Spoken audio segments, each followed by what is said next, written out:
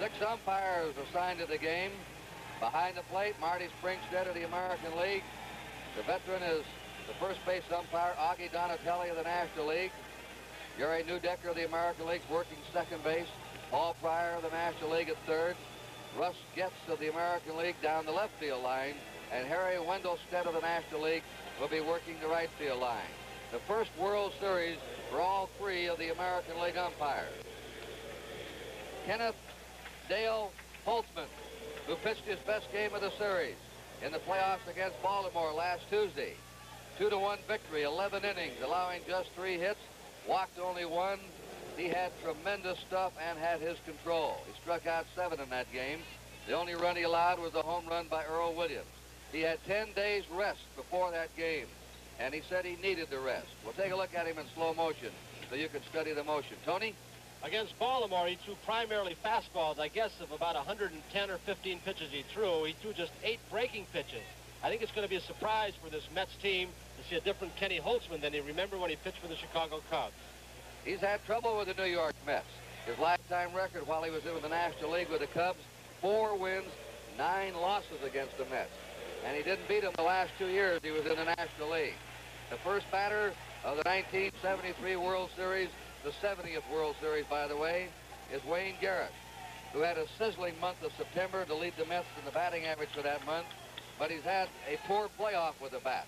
He had only 2 hits and 23 times up in the playoffs. His seasonal average was 256.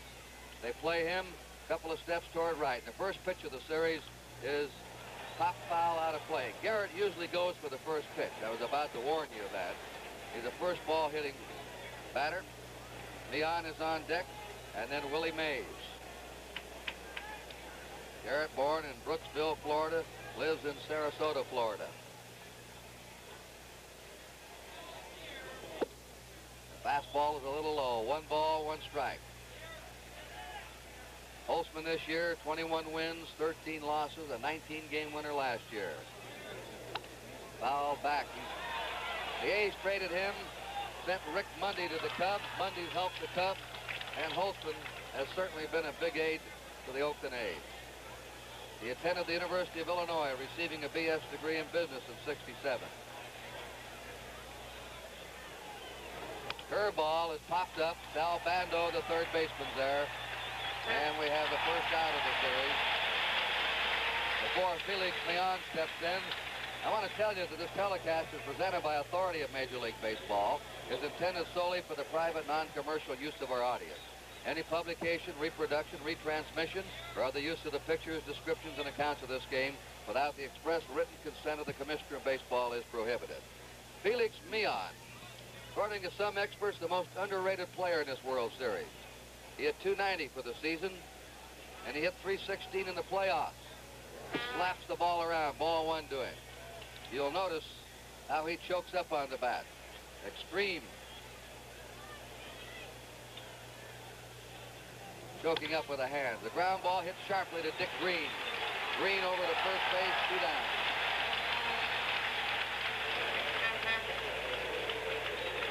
Willie Mays coming up. Listen to the hand for him.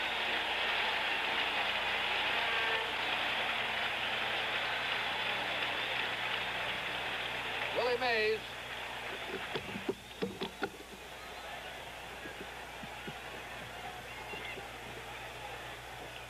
"42 years old, across the bay, cheered today by American League fans. There's a drive foul down the right field line. We pause briefly for station identification. This is the NBC television network.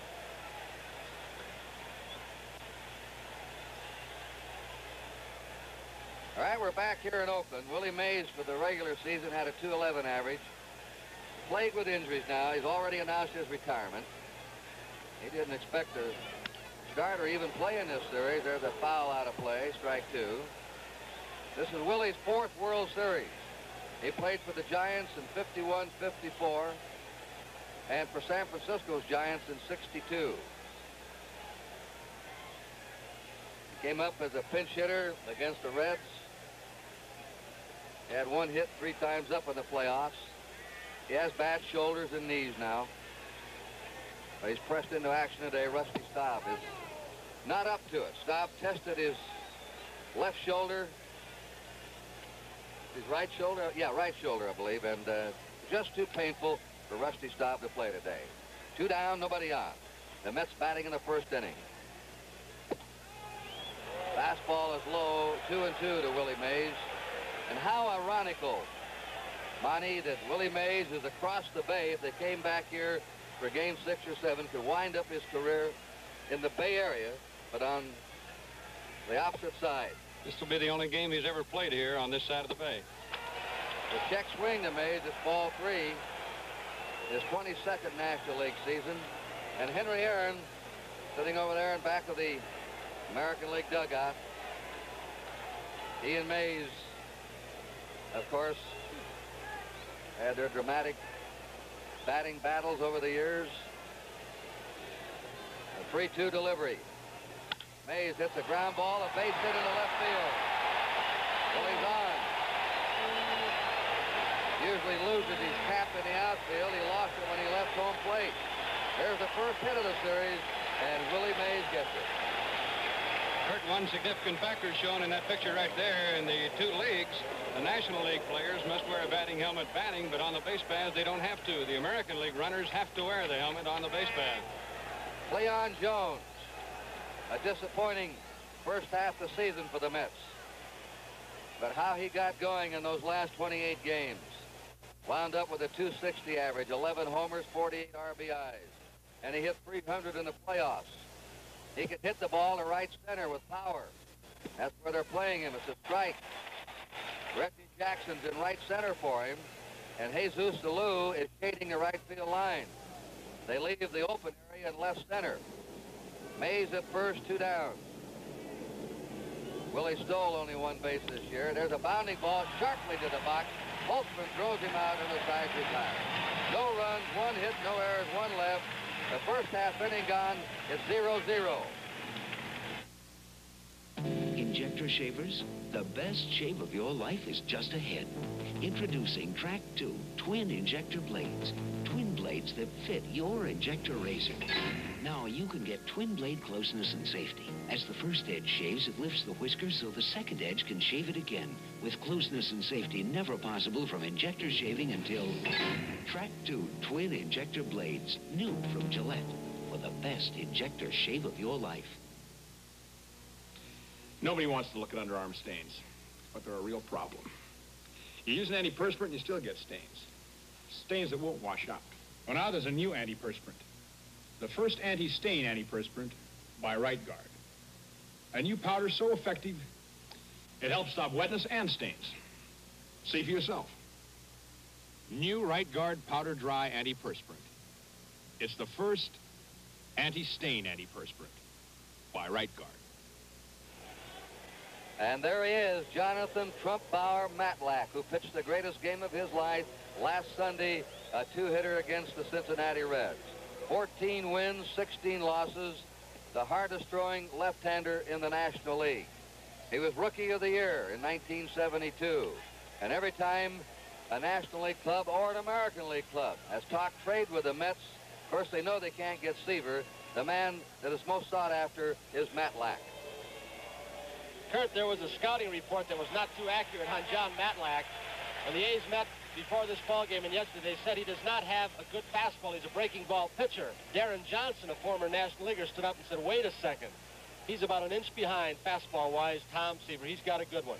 Well, he struck out 205 batters in 210 innings, or 242 innings.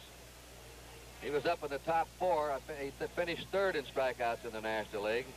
And here's Bert Campaneris leading off, who had 250 on the year, a strike to him, and had a hit in every one of the playoff games. The only player of the Baltimore and Oakland squads to do so. He was just super in the playoffs. Matlack delivers a curve. It's fouled away. Strike 2. On deck will be Joe Rudy, and then Sal Bando. This is a primarily right-handed hitting batting order for Oakland. Jackson's a left-handed hitter, and Holtzman. It seems strange to see that pitcher back in the number 9 spot in the American League. I want to talk about that in a minute. Campaneris pops it up. Out to Felix Mion, the Mets second baseman, is one down. In interleague play, the designated batting rule is not in effect. We asked Dick Williams before the game, would it be a disadvantage to his team? He said no. Fair for one, fair for all. We have some good hitting pitchers. They've been practicing. Joe Rudy hit .270 for the year. Strep throat, he had all kinds of things happen to him. He was like some of the Met players who finally got healthy in the last part of the year. He was their most reliable player last year and had a great World Series. A curved strike to him. 0-1. We have no score. Last of the first inning, 1 out and nobody on for the defending world champs, the Oakland A's.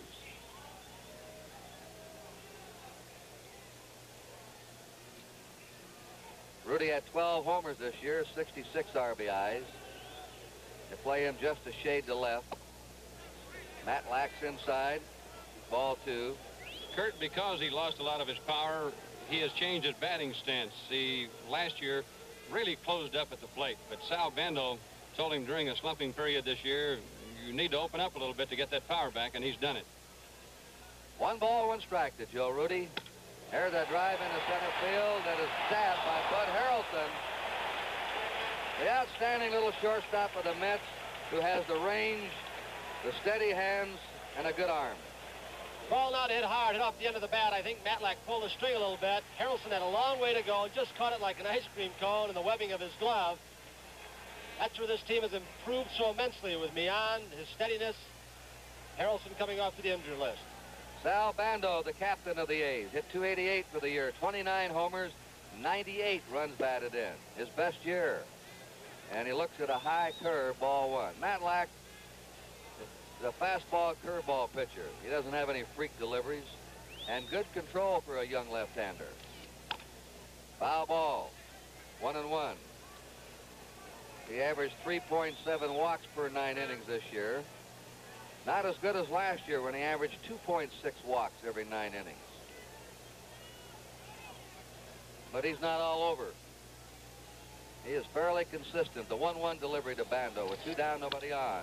There's a fly ball out to left field on a changeup. Jones takes it, and the side's out. 1-2-3. At the end of the first inning, 0-0. Right now, it's Party Pleaser Month here at your nearby Kentucky Fried Chicken store. So come on and have a party with my good hot Kentucky Fried Chicken and fixins. Get a bucket of chicken, finger-licking good. Have a barrel of fun, make it a party. Get a Kentucky Fried Chicken party, everyone. America loves what the Colonel cooks. A good time, party time, barrel of fun. Polaroid's new SX70. Just touch the button. Now these pictures, developing themselves outside the camera, are hard and dry. Minutes later, you have finished photographs seemingly as real as life itself. The new SX70 land camera from Polaroid. Hi, I'm Joe Garagiola. There are over 1 million Dodge Darts on the road today, and there must be a lot of reasons for this, and I'd like to find out some of them. Because it's right in between, it's not too compact, and it's not too big, it's just right. It's a little car, but it has a pretty big car performance, you know. There's so many on the road, we figured, boy, they've got to have something going. If you need any more reasons to go with Dodge Dart, ask the million who own one. Kurt, we talked to John Miller, the hitter stepping in right now against Kenny Holtzman, about batting against Holtzman. He's never seen him before. Let's hear what he had to say. Well, he's a left-hander. Now, they say he throw the ball real well. He was throwing it when he was in the National League, and I expect to look for some hard stuff in and maybe the breaking ball away. Say he changed speeds a lot. I don't know why. I don't think he'll turn it over to me, so I'll be mostly looking for the hard stuff in and breaking ball away. And it's ball 1, strike 1 now. John Milner, Jerry Grody, Don Hahn for the Mets in the second inning. Milner didn't hit too much the last month. They call him the Hammer. He's from East Point, Georgia, born in Atlanta, Georgia. He's young. He's just 23 years old. He has that lively bat, though. The ball jumps off. He has good power. 23 homers. He should be a good one for the future for the Mets. There's a fly ball out into left center. Reggie Jackson's over there. And we have one down. The regular center fielder of the A's is Bill North, who had an outstanding season. Playing well defensively, stealing over 50 bases. He has a bad ankle, and he is not on the active list.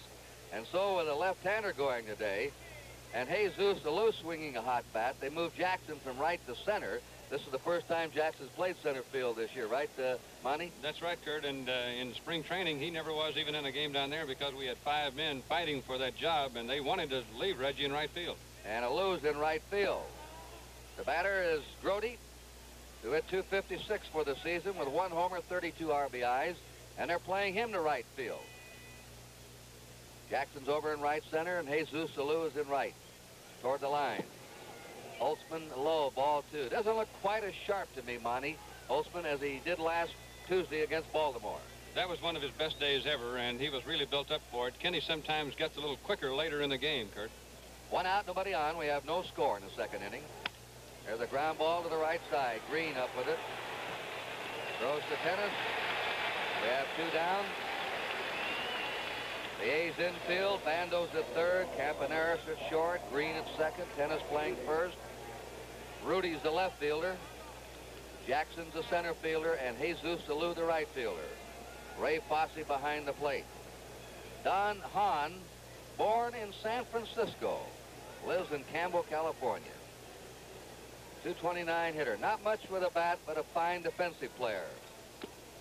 Foul ball for strike 1. In the playoffs, though, he had 4 out of 17. Takes a big swing. Swings from the heel. Usually doesn't hit the long ball. They're playing him shallow and toward right. Interesting to see after the scouting reports where these outfielders play the batters. You try to go to right field with that, a strike 2. A lot depends on who's pitching.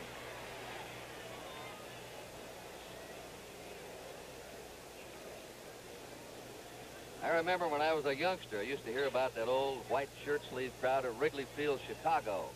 How tough it was in the batters. That's inside. Today, the hitters are looking into a shirt sleeve crowd as a background. This is our handheld camera, by the way. That's the background out there in the bleachers. The ball comes out of that background. Curve is strike 3, and Holtzman sails through the second. At the end of an inning and a half, 0-0. Atlas, the tour's here. Look at Wow! Oh, my.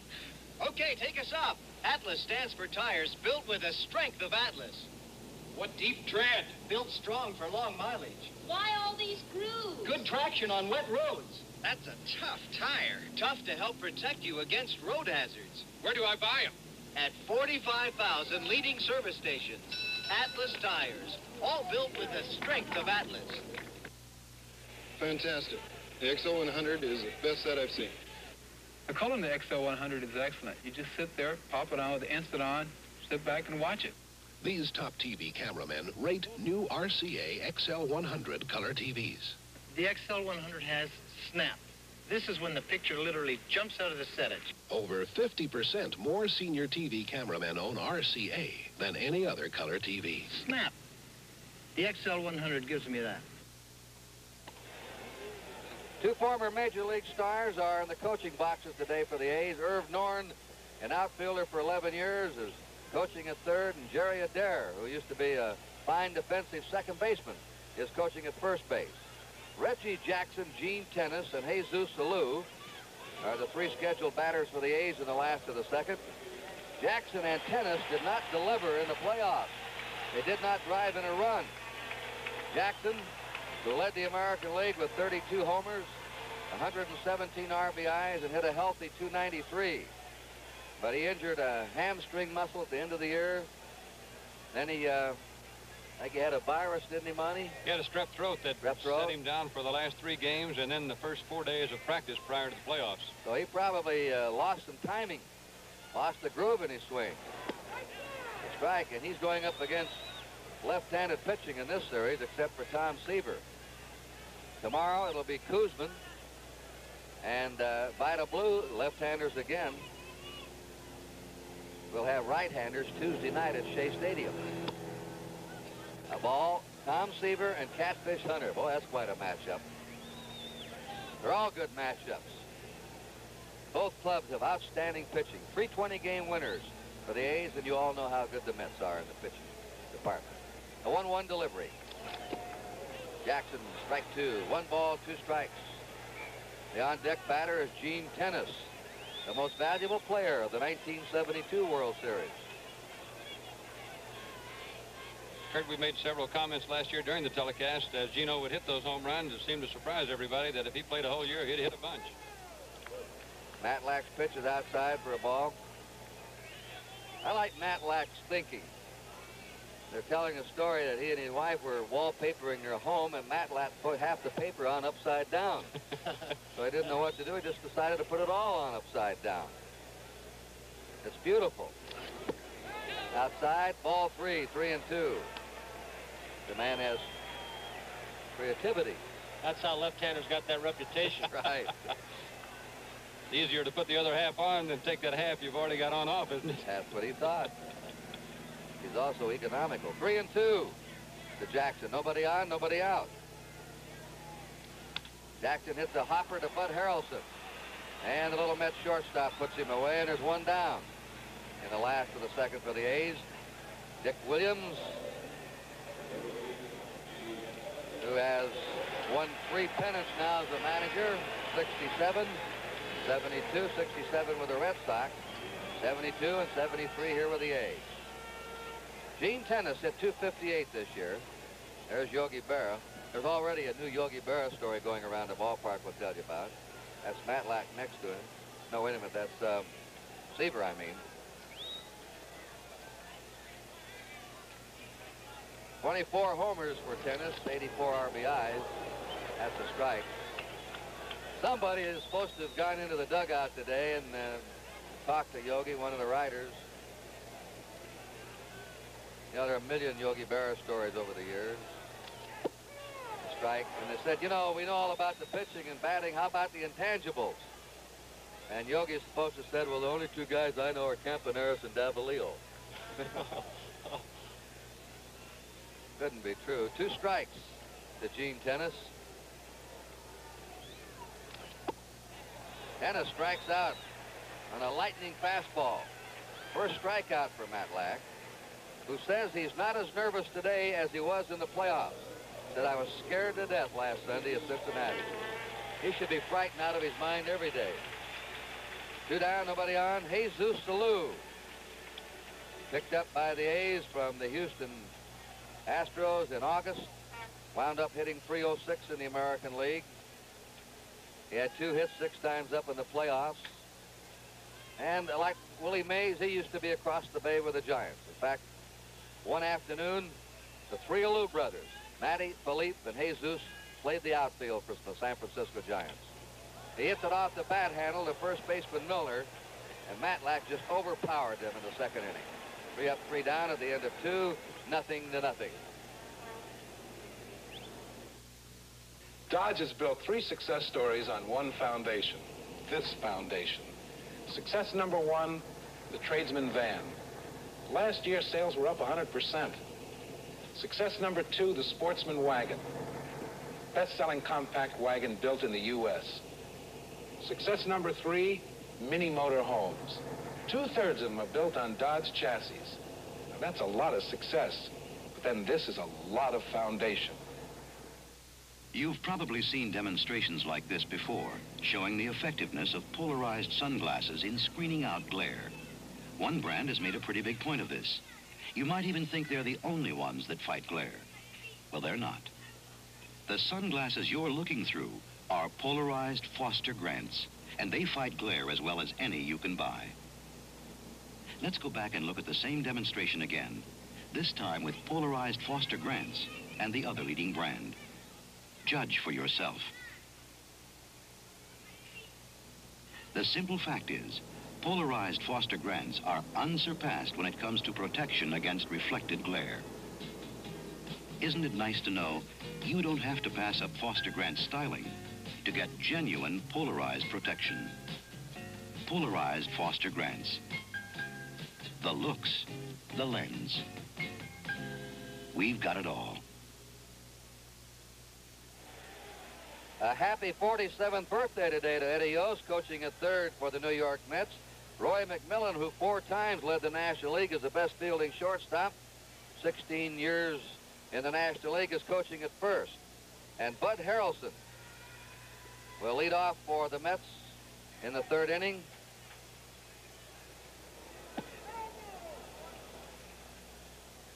Ball 1 to him. You fans, take a look now out to center field, either to the left or to the right of that open area. If it's not a sellout, they put a green tarp over there to give the batter a green background. I think they're having trouble seeing the ball today with those fans with their white shirt sleeves.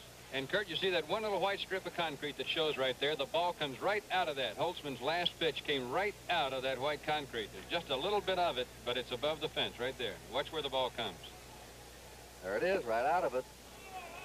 And Tony Kubek like to have him comment. It doesn't take much to lose that ball, does it, Tony, in the background? Neither Holtzman or Matlack, as overpowering as they can be, need that.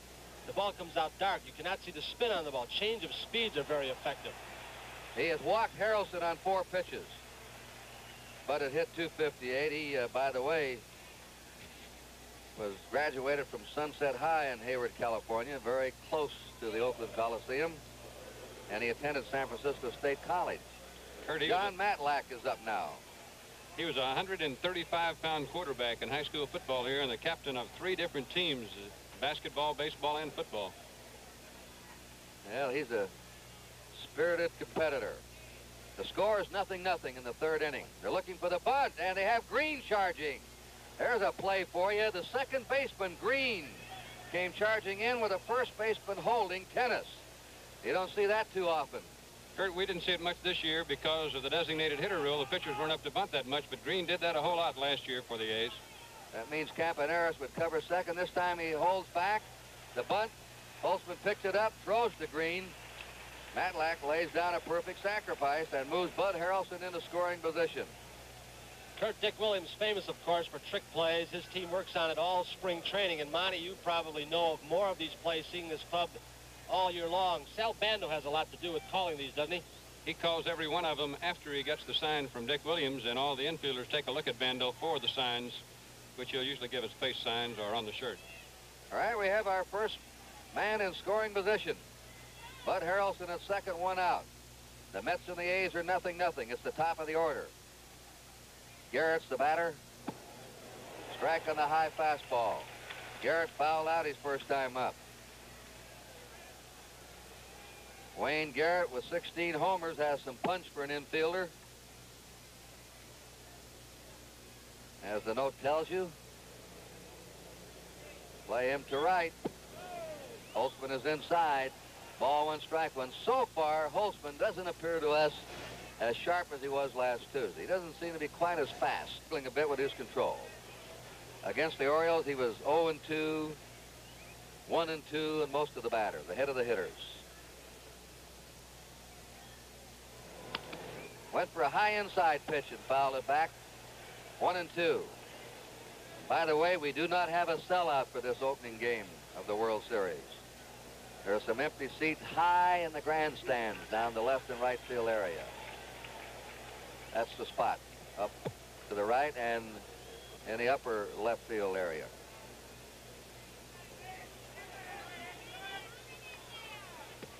One ball, 2 strikes to Wayne Garrett.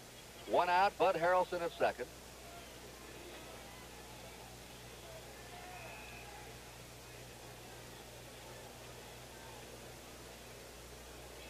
Curve bounced into the dirt.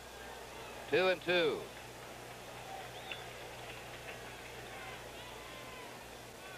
The Mets have the only hit so far. That was by Willie Mays in the first inning. Ken Holtzman has pitched 2 no-hitters in his career in the majors. Nolan Ryan, Don Wilson, Bill Stoneman are other active pitchers who've done it. Foul ball. Holtzman pitched a no-hitter against Atlanta in '69, did not strike out a batter in that no-hitter, an oddity. And he pitched a no-hitter against Cincinnati in '71. 27 years old. Graduated from Universal City, Missouri High School in '63. Kurt, I think both Kenny Holtzman and Ray Fosse know that Kenny's getting away with what might be some bad pitches under normal conditions. That looked like a fastball right down the middle. Garrett was late.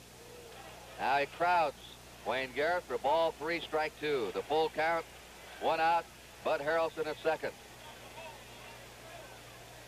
Ray Fosse has an unusual habit. Watch him here. He steps behind the batter to return the ball to the mound. I've never seen the catcher do this. Look at him. He throws over the shoulder and behind the batter. Most of them, you know, just raise up and flip it back over the plate. And Kurt, it doesn't matter if it's a left or a right-hander. If it's a right-handed batter, he goes the other way to do it. 3-2 to Wayne Garrett.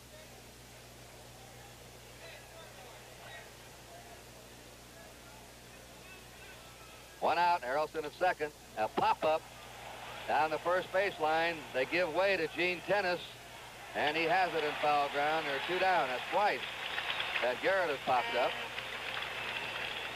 Felix Meehan comes up. Usually makes contact. He grounded out his first time.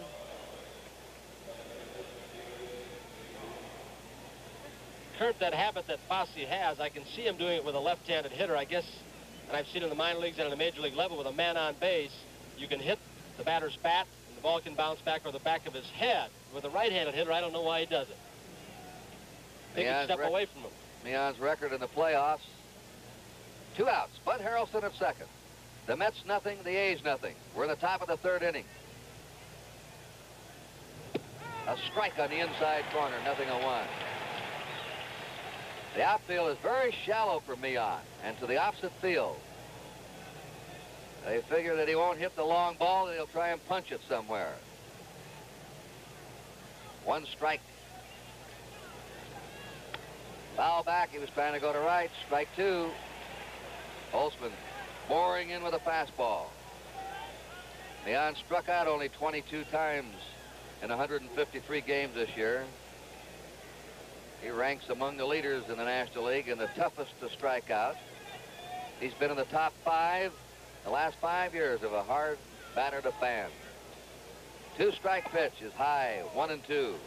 Kurt, Buddy Harrelson down on second base is getting an extra long lead, knowing that outfield is playing so shallow for Meehan. Any ball hit out there, he knows he's really going to have to hustle and get a good jump with that good lead to score. Jackson has a good throwing arm. Rudy is very accurate, is he not, Monty? Yes, he has a good arm. I haven't seen a Lou throw that much.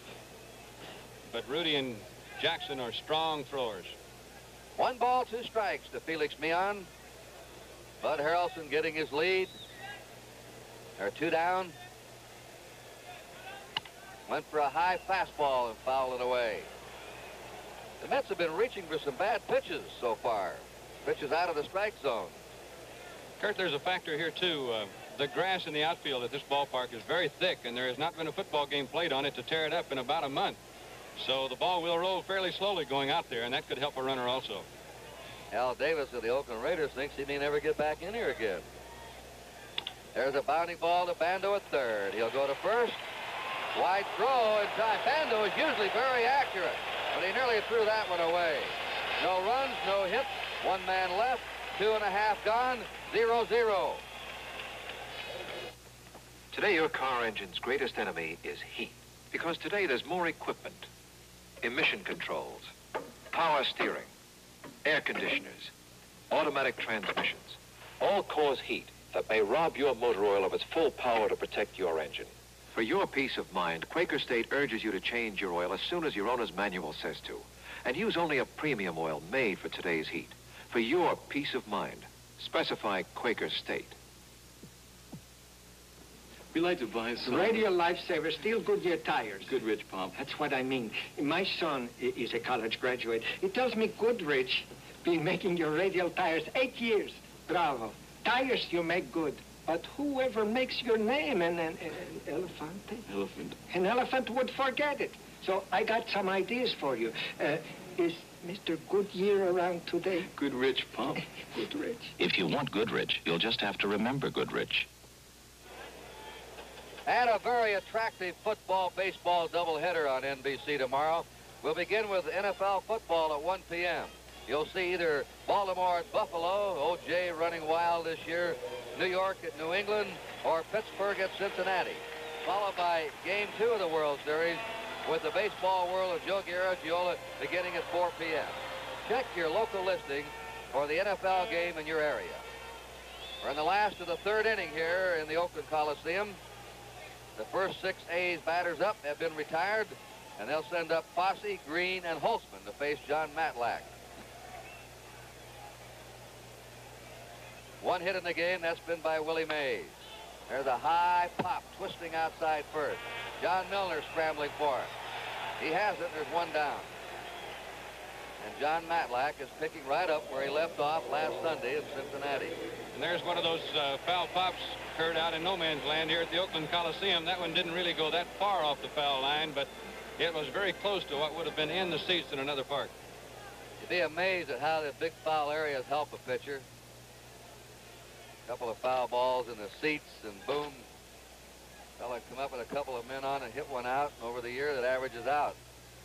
Big foul areas are a great aid to a pitcher.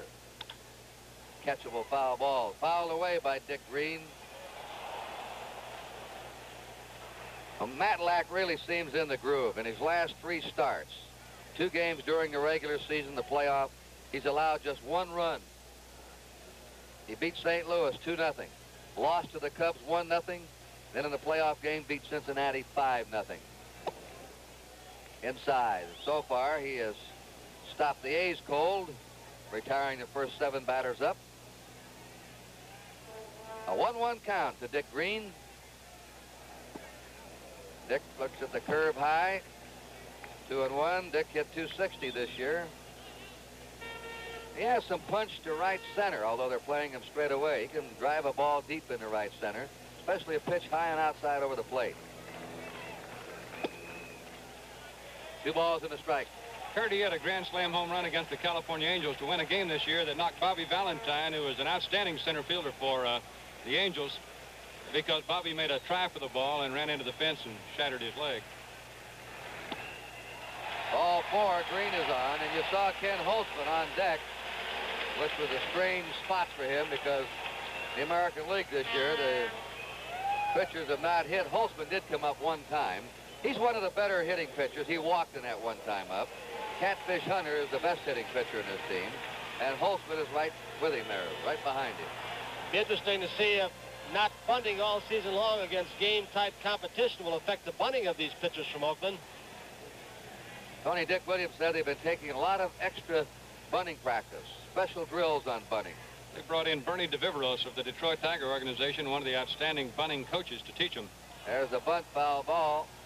Strike 1 to Ken Holtzman. The A's have their first base runner on. Green will walk. Dick Williams with a swig now before he looks out again. So they've been drilling on bunting with these pitchers after they clinched their division. Holtzman squares away again and tries to bunt. There's a man going to second, and he's out at second base. Bud Harrelson took the throw. Grody right on the button with it. Kurt, this is one thing we should see a lot of in this series. 2 fine catchers with good, quick throwing arms, good mobility. Grody keeping the ball out in front of him. Here comes Green. He thought the ball had bounded away a little bit farther, but Grody was on it like a cat with a perfect throw to Harrelson. Ray Fosse threw 4 of 5 Orioles out attempting to steal in the American League playoffs. You're right, Tony. Holtzman, curve is over, 1 ball, 2 strikes. Bert Campaneris on deck. Last of the 3rd inning, 0-0.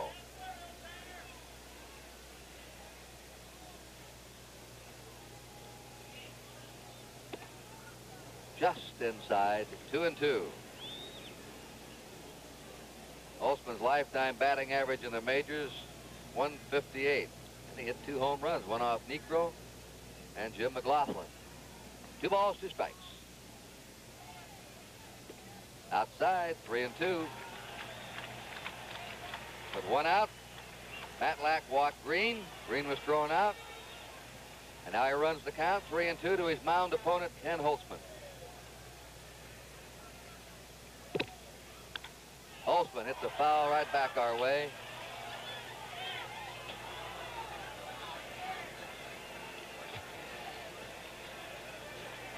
What a day. Temperature in the, must be in the high 70s. Just a slight breeze. A perfect day. And the shirt sleeve crowd basking in the warm California sun. There's a sharp ground ball. Base hit by Holtzman. He makes the turn. He's going for two. The throw. He's in with a double. Kurt, there you saw another problem. Not the hit that Holtzman got, of course, but pitchers are going to have should they get on base. Look at Holtzman right now. He hit the base awfully hard. Remember, he has not slid all season long. Watch how late he slides, and he risked injury. He still has his head bent over at second base. Look at him hit that bag. That's just the inexperience this season of not having had to slide. It's another thing. They haven't had to run that short dash before either, Tony. They haven't done any running. Garrett was drawn in, as you see, and Holtzman just slapped that ball by him. There's Jones firing into second, but too late. And now the A's have their first hit and their first man in scoring position. They have two down, and Bert Campaneris is up. He popped up his first time. 0-0 score, last of the third. The A's are threatening. Dancing around, Meehan trying to bluff Holtzman back. Pitches on the inside corner, strike one to Campaneris. Campaneris in the playoffs hit 2 homers, knocked in 3 runs. He hit 4 homers all year. He's had a funny career, Kurt. He had 22 home runs one season. Fouls it back. Strike 2 to Bert Campaneris. He can fly to first base, puts the pressure on infielders. They know they have to unload quickly. Kurt, it will be interesting, too, to see these A's and how they will attempt to run on Willie Mays and the ball hit to him because he cannot throw well anymore. And Irv Noren should really zing those men around third base, anything hitting Mays' direction. Mays has a bad throwing shoulder now. The 2-strike delivery. A ground ball to the right side. Meehan lets the ball go through his leg. And here the score is Holtzman. Right through the legs of Felix Meehan, who went down for it.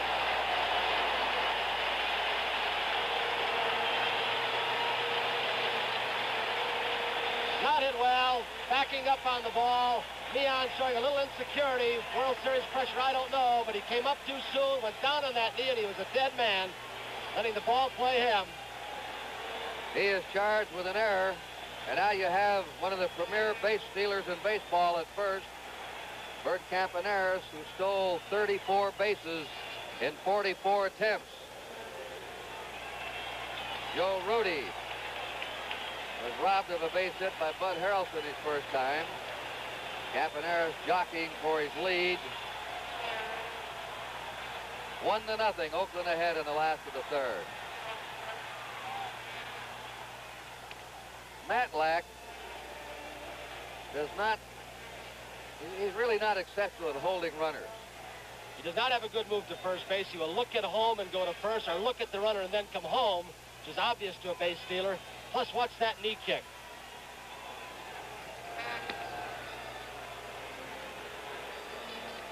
Campaneris intently studying the pitcher now. 2 down, 1 run in. Last of the third, the A's ahead 1-0.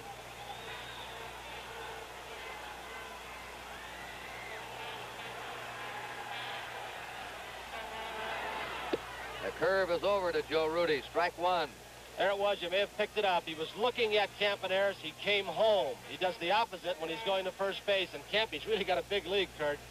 Not right now, but He gets a much bigger lead against left-hand pitchers than he does the right-handers. It's unusual. He says he can see the ball better. 1 strike to Rudy. Matlack drives him back.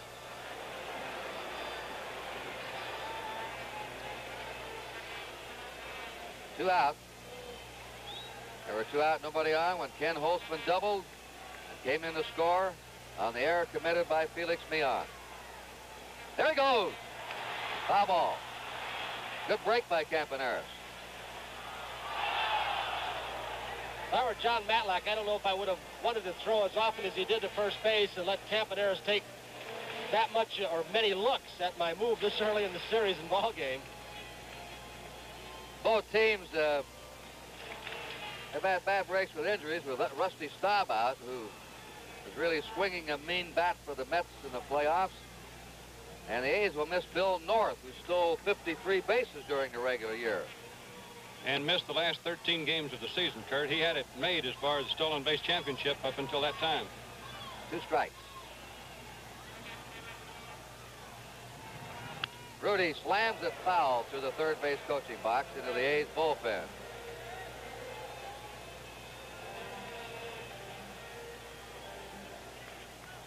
Let's take a look this time how Campy got fooled with the head and the knee kick of Matlack. He starts back toward first base. Matlack goes home.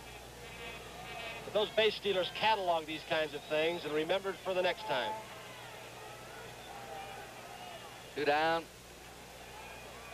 2 strikes to Rudy.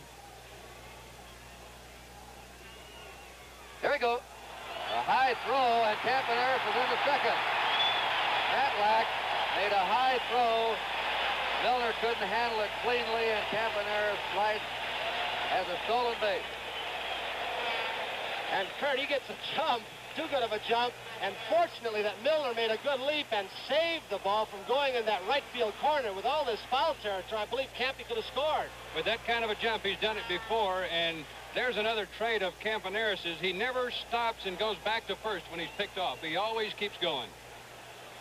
It's happened in the Dodger series to Richardson and I against the fabulous Maury Wills. He did the same thing.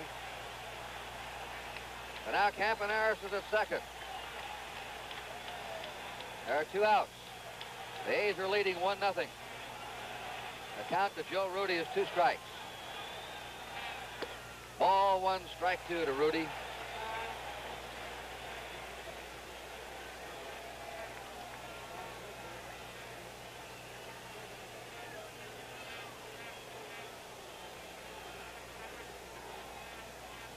One stage this year, Rudy lost 17 pounds with a strep throat. That's what Monty Moore was talking about, his lack of power. Foul ball. 1 and 2. He had an outstanding year last year. He just hit 300 all year. Wound up batting .305.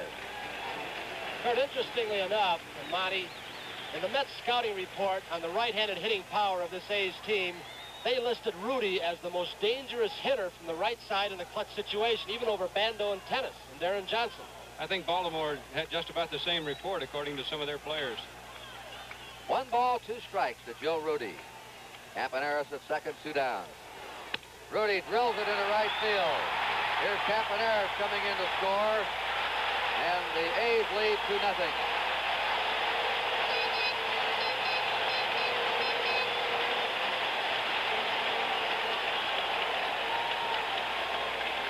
There would be the reason, Kurt, right there, is that he is more apt to go the opposite way with the outside pitch than either Bando or Tennis. Charlie Finley and his banner group down there in back of the A's dugout, up waving those banners again that were so dominant during the World Series last year. Here's Sal Bando. He flied to left his first time. 2 outs, Rudy at first. 2 runs in. And there's a base hit into center field by Bando. Rudy makes the turn. Mays fumbles the ball, and Rudy comes on the third. Mays will probably be given an error. He charged the ball well. The ball bounced up. Rudy had stopped at second base. Watch Willie. Rudy had pulled to a stop at second base as the ball bounds off his wrist, and then thought back to those scouting reports, instinctively said he can't throw. And he took off to third. Here comes Rube Walker. All right, Harry Parker is starting to warm up in the Met bullpen, number 31. Rube Walker, the Met pitching coach, out to the mound to talk to Matlack. This all came after 2 out, nobody on. Ken Holtzman doubled. And Campaneris hit what should have been a ground ball for the third out, but it went through the legs of Felix Meon in the right field. Holtzman scoring. Campanera stole second. Rudy singles him home, and Bando has just singled to center.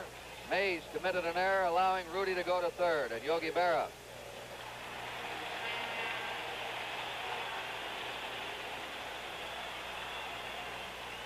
You're wondering about young Matlack now. Reggie Jackson grounded out his first time. Oakland leading 2-0. Runners on first and third. 2 gone. Ball 1 to Jackson. Harry Parker quickly getting that right arm warm. 5 games against the Reds, the Mets pitcher allowed a total of just 8 runs and no more than 2 in any one game. The A's have scored twice here in the 3rd inning. Jackson hits a high fly ball down the left field line. Jones coming on, that's the Sunfield, and Harrelson makes a good play crossing a line to grab it. 2 runs, 3 hits, 2 errors, 2 left. At the end of 3, 2-0 Oakland. To the equitable agent, no 2 people are alike. Is there anyone else in the whole human race with your kind of style and your kind of grace? No 2 people are exactly alike, and that's what the equitable agent never forgets.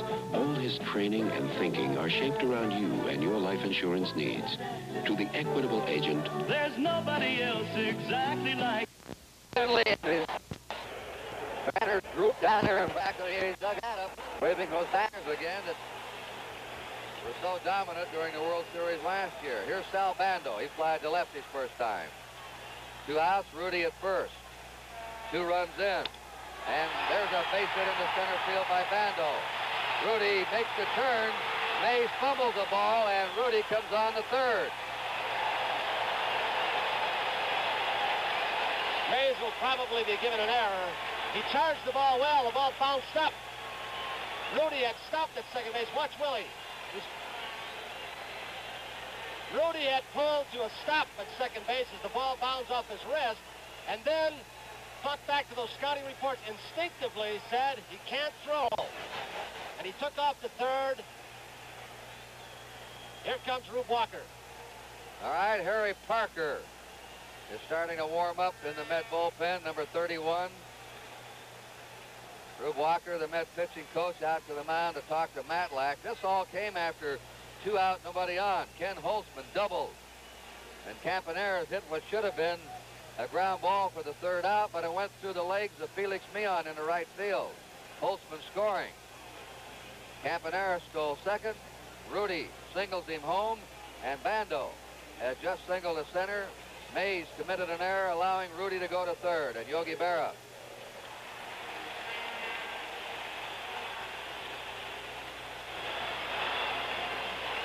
You're wondering about young Matlack now. Reggie Jackson grounded out his first time. Oakland leading 2-0. Runners on first and third. 2 gone. Ball 1 to Jackson. Harry Parker quickly getting that right arm warm. 5 games against the Reds, the Mets pitcher allowed a total of just 8 runs and no more than 2 in any one game. The A's have scored twice here in the 3rd inning. Jackson hits a high fly ball down the left field line. Jones coming on, that's the Sunfield, and Harrelson makes a good play crossing a line to grab it. 2 runs, 3 hits, 2 errors, 2 left. At the end of 3, 2-0 Oakland. to the equitable agent, no 2 people are alike. Is there anyone else in the whole human race with your kind of style and your kind of grace? No 2 people are exactly alike, and that's what the equitable agent never forgets. All his training and thinking are shaped around you and your life insurance needs. To the equitable agent, there's nobody else exactly like you. Nobody else like you. Jim McMullen, Wethead. Jim McMullen, the dry look. Doug Higgins, Wethead. Hey, Doug... wait a minute. I'm not a wethead by choice. My hair is just naturally oily. Looks wet even when it isn't. No problem, Doug. For you, Gillette has a brand new kind of aerosol hair control. The dry look for oily hair. It's specially formulated to absorb excess oils, to leave oily hair looking clean, natural, and dry. Adjustable valve sprays as light as you like. Doug Higgins, the dry look for oily hair.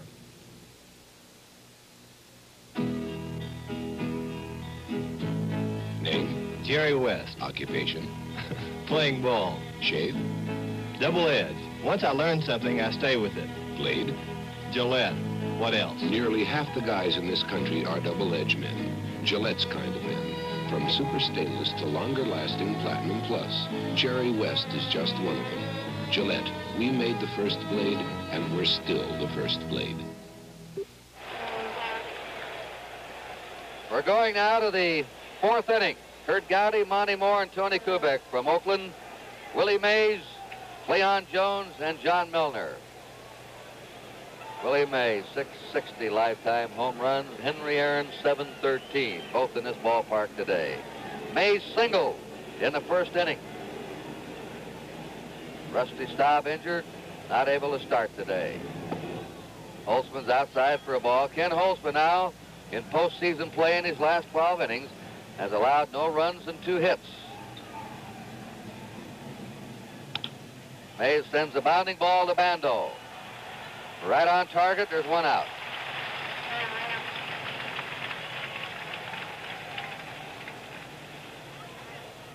And the number 2 and 3 home run hitters of all time. There's the number 2 man, and you just saw the number 3 man bounce out. Commissioner Bowie Kuhn there, and that's Bill Bartholomew, the owner, the president of the Braves, alongside Commissioner Kuhn. Cleon Jones hit a hot 1 hopper back to the box in the first inning and was thrown out. 2 runs, 3 hits for Oakland, no runs, 1 hit for the Mets. The Mets have committed 2 errors. Jones again shaded to right center by the outfield, a strike, and they leave a big gap in left center for him. So that appears to be the way they're going to play him with left-handers on the mound. 1 strike pitch. There's a drive hit deep in the left center. That's that open gap up against the wall. It didn't matter. Jones comes into second with a ringing double, and that's base hit number 2 for the Mets.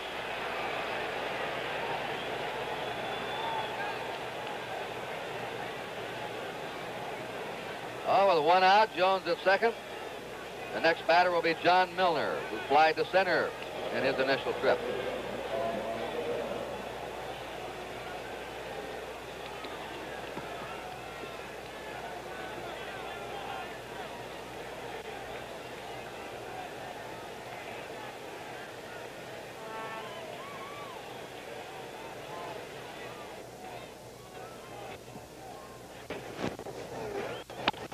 There's a base hit into center. It's charged by Jackson. Jones is waved on. Jackson's throw. They let the man go down to second. It goes to the backstop. Jackson tried to throw him out. Didn't have a chance. Didn't hit his cutoff man and allowed Milner to get to second on the throw to the plate. And that's the tying run at this point. Jackson with an exceptionally strong throwing arm, violating a cardinal rule of defensive play for an outfielder, overthrowing that man in cutoff position. Now it's 2-1 Oakland. 1 out for the Mets with John Milner at second. Jerry Grody, the batter, grounded out his first time. Sal Bandos come over to have a chat with Ken Holtzman.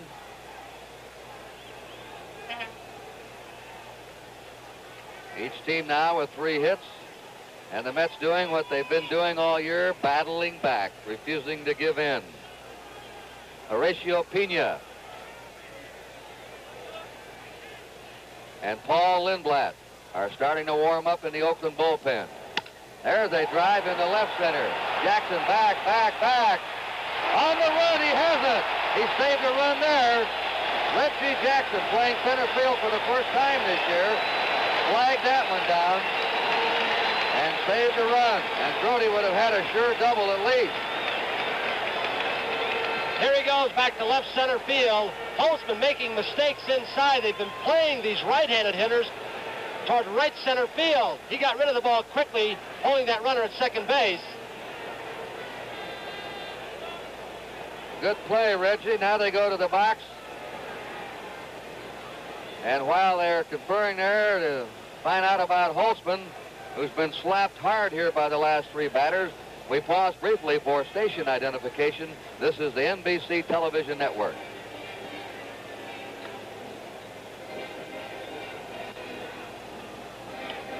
NBC hopes you're enjoying Game 1 of the World Series as you watch Pena, the right-hander, Lindblad, the left-hander, getting ready in the Oakland bullpen.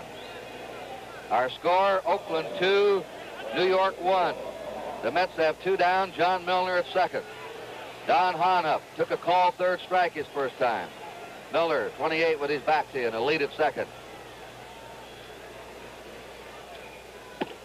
A ball. Jones doubled off the wall in left center. Milner drilled a single to center, and Grody lined out to Jackson on deck. Will be Bud Harrelson. 1 ball, no strikes to Don Hahn. Ball 2, 2-0. Kurt, during the American League Championship Series with Baltimore, the execution on the part of the Oakland A's pitchers was almost perfection. They played all the right-hand hitters to right center field, as Jackson is doing now, but they were hitting the outside corner, forcing the hitters to go that way. Now Holtzman is coming up and a little bit inside. That one's down the right field line and no play. Jesus Alou going for it.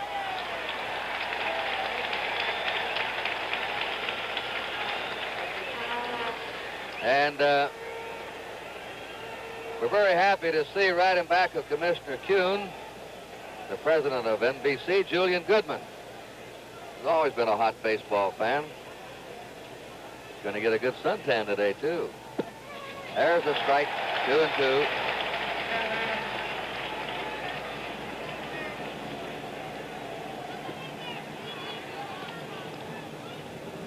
Two down. Milner at second. 2-2 to Don Hahn. The count is 3-2. Pena and Lindblad continue to warm up.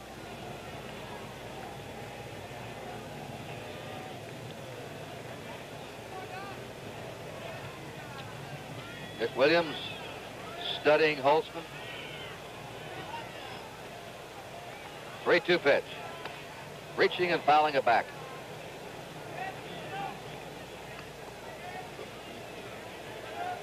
Three and 2 count.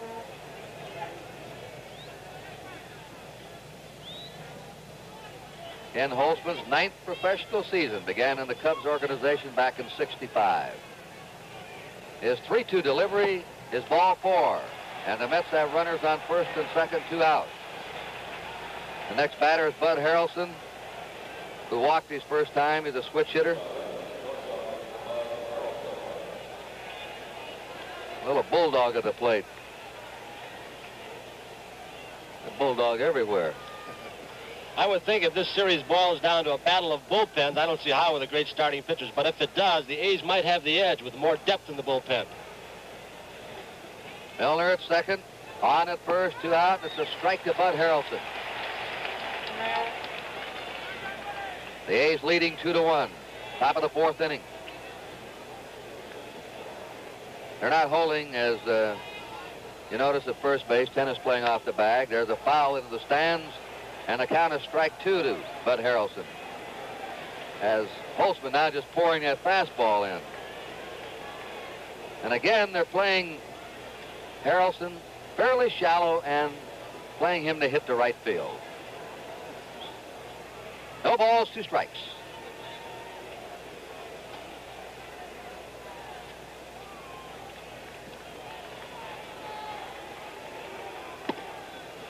A high fastball makes it 1-2. And you can spot the outfield setup again. Look at Jackson. He's well over in right center. And Alou crowding the right field line. A hole in left center. And Rudy straight away in left. That's the way they've been playing most of these Met right-handed batters. Struck him out through the fastball right by. 1 run, 2 hits, 2 left. The end of 3.5. It is 2-1 Oakland.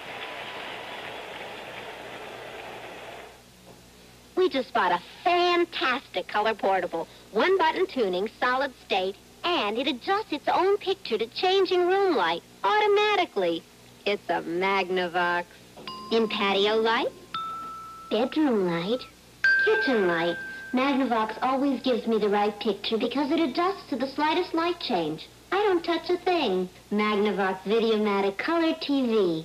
What a difference watching a Magnavox. We are watching the Daytona 500, grand finale of the 73 Daytona Speed Week. Champion spark plugs make it a clean sweep. First in Richard Petty's Dodge, second in Bobby Isaac's Ford, and in all the other tough races during the Speed Week, Champion took all the first and all the second places in Ferrari, Volkswagen, Chevy, Ford, Gremlin, and Porsche. Think about it. Every winning car from Ferrari to Volkswagen won on Champion spark plugs. Champion, better plugs for everyone. Now, a program note from NBC. Tonight, paramedics Gage and DeSoto face some tense moments in another dramatic episode of Emergency. Then more suspense and adventure follow when Sean Connery and Diane Cannon star in the Anderson tapes. Saturday night of the movie, right here at NBC. And to correctly check out the pronunciation, Sean Connery, we had to go to our Irishman here, Jim O'Gorman. Here's the way the A's ranked the American League. They were first, runs for and against, third best, the fewest runs allowed. Last of the fourth inning, Gene Tennis is up, strike one to him. The A's ahead 2-1.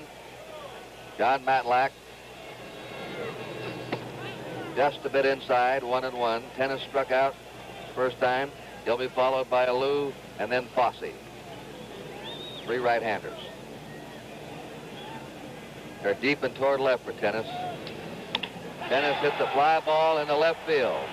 Cleon Jones will be there, and there's one out. That's the sun field here in Oakland. And along about this time of day, it's a mean sun field. That sun perched right up above the top of the stadium. The stands look dark to the outfielder.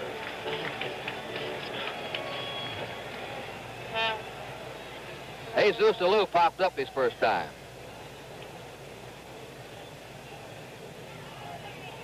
The man with a crick in his neck. And a million moves with that bat. He doesn't like to walk. He's like Manny Sanguillen. He'll go after anything. Strike one to him. 2 runs, 3 hits for Oakland. 1 run, 3 hits for the Mets. The Mets have committed 2 errors. One of the errors cost them a run.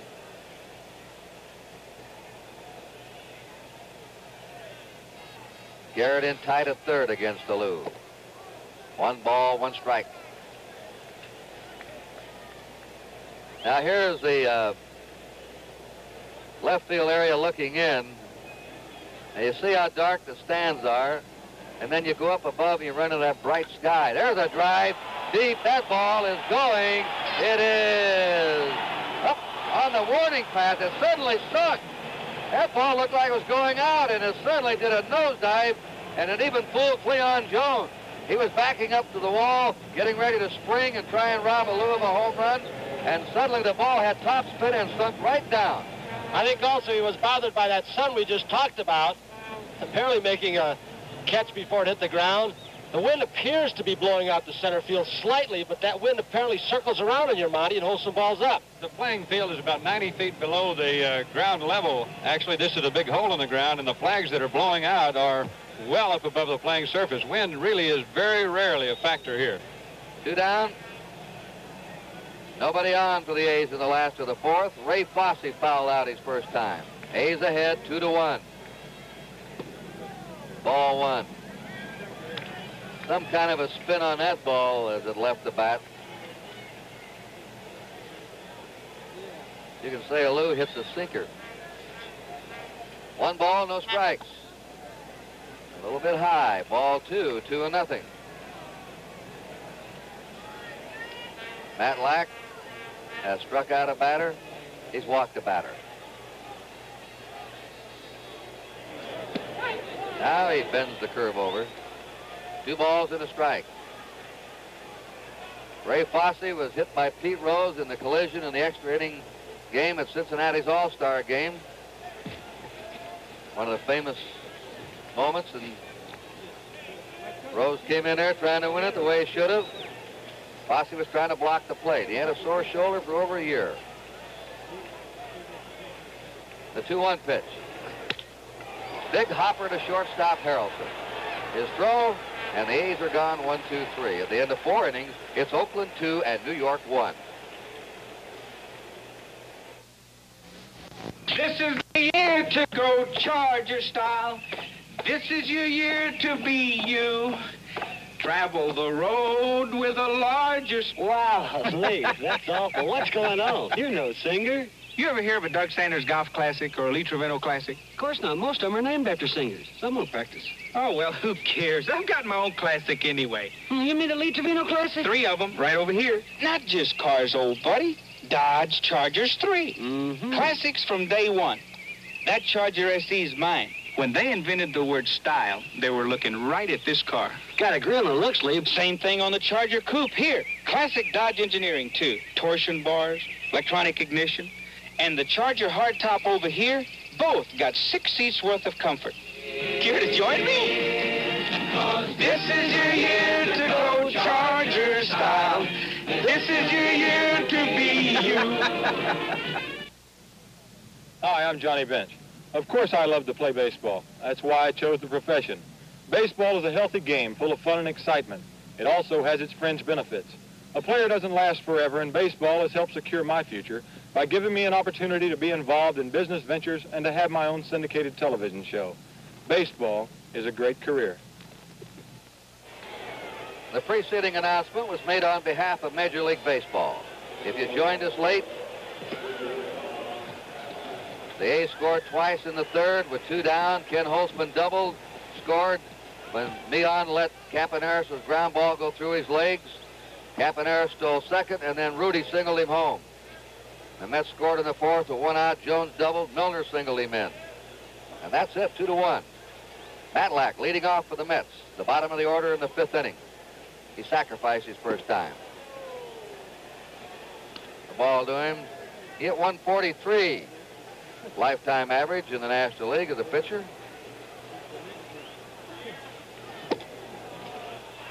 Ball 2 to the weak hitting pitcher, 2-0. He does draw a lot of walks for a pitcher, though. He looks the ball over well.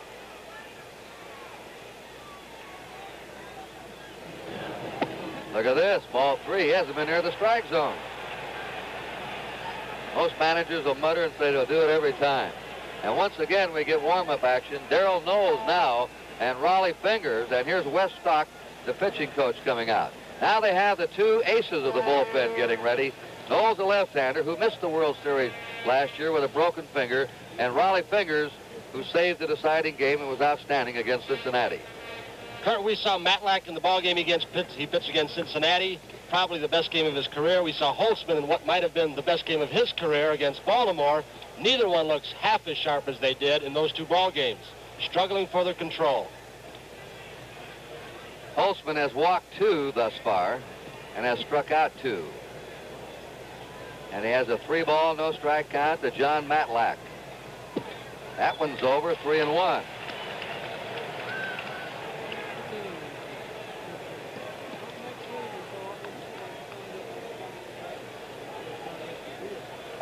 Three and 2.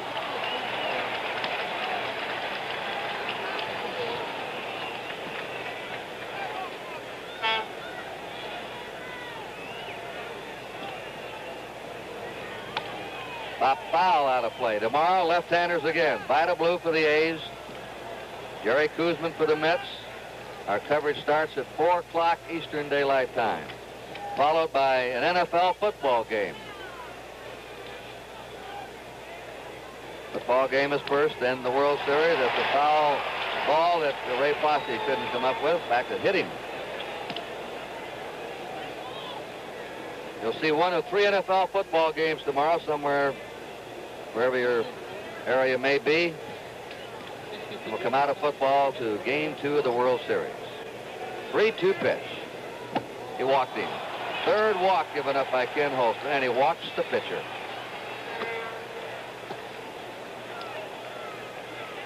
Well, he walked Harrelson, the number 8 hitter, in the 3rd, and he walks the pitcher to start the 5th. Wayne Garrett at the top of the order has hit 2 foul pops so far.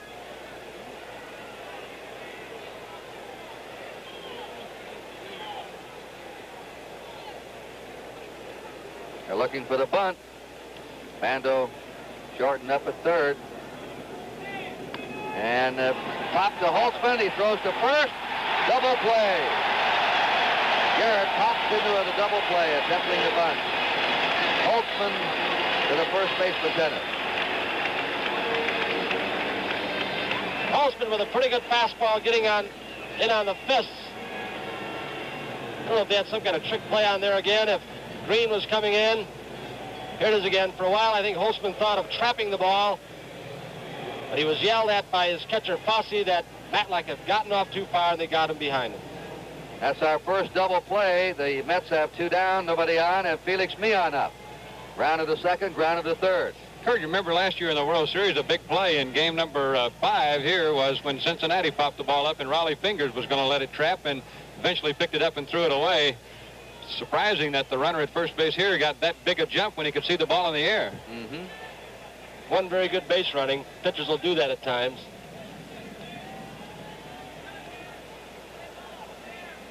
Millan. Again played fairly shallow and toward right. Oakland leading 2-1 in the 5th inning. 1-0. Holtzman is wild high.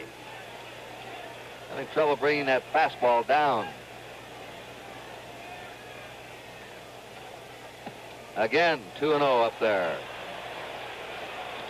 Let's take a look at Millan now. I'll show you how extreme he chokes up on the bat. He's almost halfway up. Is that so he could hit it with either end? Could be. And there's a drive hit deep to left. They were playing him shallow. Rudy's back. Rudy lost the ball in the sun. Millan is in the second and coming for third. Millan, they played him shallow and he hit the ball over Rudy's head. Rudy got out there. When he turned around, I'm sure that bright sun bothered him there in the sun field. Millan usually not with this kind of power. Rudy knew he had to go fast to the warning track, then turned around too soon, then had a problem with the sun. He was all twisted up. Jackson, who was playing in right center field, couldn't get over in time to back him up. Now the tying run at third base. You can say that Rudy had all kinds of problems on that play. A triple for Felix Millan.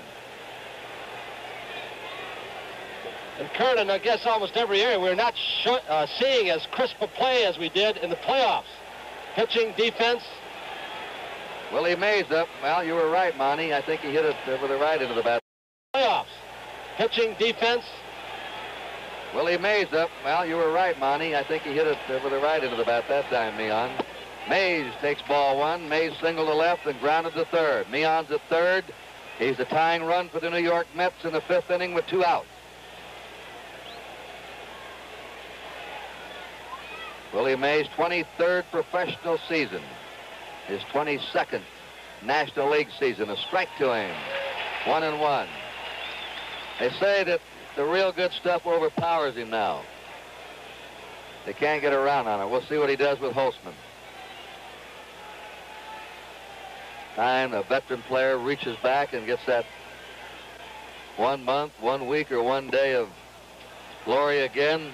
Pitches high, ball 2. Once again, Holtzman's up high with that fastball. Kurt, Mays is one of the few right-handed hitters in this Mets lineup that the A's are playing toward left field. The last time up, they did not. They played him in right center. So apparently they've given up a little bit on their game plan. Holtzman hasn't been able to get the ball away from these right-handed hitters. And Holtzman's almost abandoned his curveball. 2 balls and a strike to Willie Mays. Millan at third, 2 down. 3-1 to Mays. Leon Jones, the on-deck batter. He tagged Holtzman for a double off the wall in the 4th. You may see fingers in here if Mays gets on. Mays is still in great shape. Look at him, 185 pounds. Goes after it and fouls it back. He doesn't weigh much more than he did when he broke in. Back in 51. First major league hit with a home run, I recall, a Warren Spahn. 3-2. Leon's at third. Mays hits a high fly ball to right fielder Jesus Salou. The side's retired. No runs for the Mets. One hit, no errors. They left one. We're halfway through, and it's Oakland 2, New York 1. Take me out to the paint sale. It's the World Series of paint sales, now at participating Lucite retailer. There are Grand Slam savings on DuPont Lucite wall paint and Lucite house paint. And just for dropping in, a special coupon that brings you a souvenir ball with the name of the series winner for just $1. So have a ball at the Lucite sale. It's a great paint sale. Hey, Dad. I can see our car. It's about with the tent up. Our lights are on. One run will do it, Willie. My lights. I'll be right back. The Sears Die Hard battery. Extra starting power to start your car when most batteries won't. The Die Hard. Sold only at Sears. Well, a tight one is expected. 4.5 innings gone here in Oakland, and it's the Oakland A's 2, the New York Mets 1.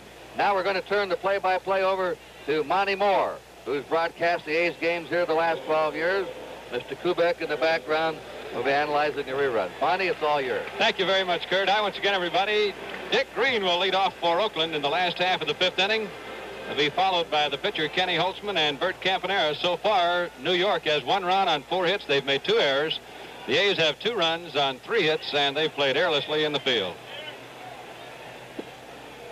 Breaking ball starts Green off. Green walked his first time up in the game and then was thrown out at second base. Dick ordinarily is not that aggressive on the base paths, but it looked as if the ball were going to bounce away from Grody, and Grody made a very fine play. I think you hit it on the head, Kurt, when you talked about the 2 fine catchers in this series. They are both very quick in getting rid of the ball, and they both throw very accurately. Incidentally, we're going to have a pinch hitter for Kenny Holtzman, so he has gone 5 innings and will be gone. Mike Andrews is on deck, and he will be a pinch hitter for Oakland. So that will be the designated hitter, and the first time its effects will be felt by not being in this ball game.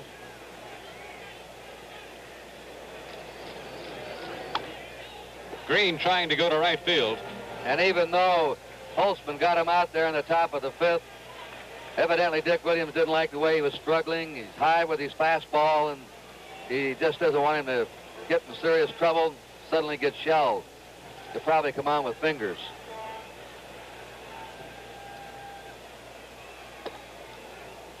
Two balls, 2 strikes.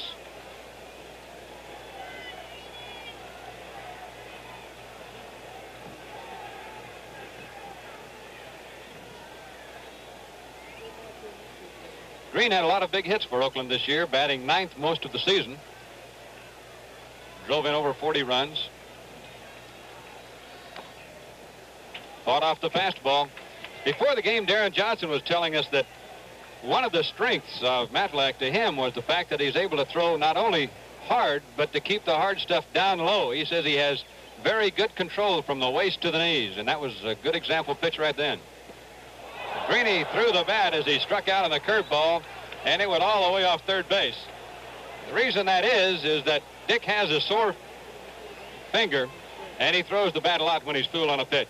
Change speed's a pitch that's hard to see with the kind of background these hitters have with those white shirts. Green way out in front, and now they've called Andrews back, Monty. And it'll be Angel Manuel batting for Kenny Holtzman rather than Mike Andrews. And it is going to be Raleigh Fingers. He has just started to warm up again in the A's bullpen. He'll come in to pitch the 6th inning. I think one difference here, Dick Williams does this. He expected that Dick Green would get on. There's Raleigh. And Andrews is an excellent bunter. Angel Manuel is more likely, if he hits the ball, to drive it for distance. Manuel batted only .224 for Oakland this year, but he hit 3 home runs, and he played very, very little. Played almost none at all from July until the last 3 weeks, or 2 weeks when Billy North was injured. Monty, he's been saying he wants to be traded, doesn't he? Well, that's what I read in the papers. He had the center field job for Oakland last year, but lost it in a tight four-way battle in spring training this year. He's a good young ball player. He came to Oakland in a trade with Pittsburgh for Mudcat Grant. Monty and Kurt, here's a decision that during the regular season of the American League and the championship season, Williams would not have had to made because of the designated hitter. 2 strikes on Manuel.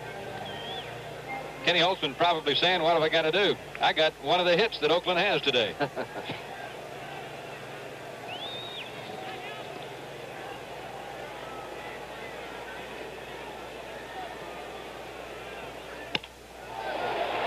Nice play by Bud Harrelson, the shortstop, the Mets. Well, he's made one going to his left and one going to his right today. He has the range. This is getting a jump on the ball. Manuel didn't hit it all that well. He was hit right on the fist, it looked like, by a good pitch. And Harrelson got a good, quick break off of it because it was in on the batter.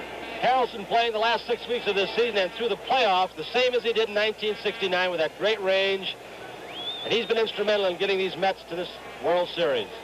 Here's Bert Campaneris. Matlack's curve is low. No, Monty, we're seeing a lot of good shortstops now in the Major League. 2 good ones here today, Campaneris and Harrelson. You almost have to have one to win. In the playoffs, Baltimore had Mark Belanger, one of the very best, and both he and Campaneris made 4 or 5 throws out of the deep hole at shortstop to get runners at first base.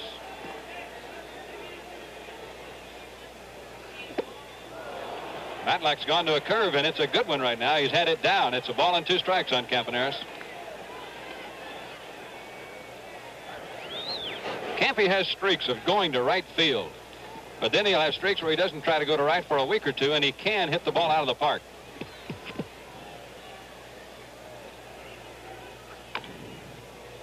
Check swing foul. Invariably, when Campaneris starts choking up and going to right, his batting average goes up. With his speed, he should be a better average hitter than 250, which he had this year.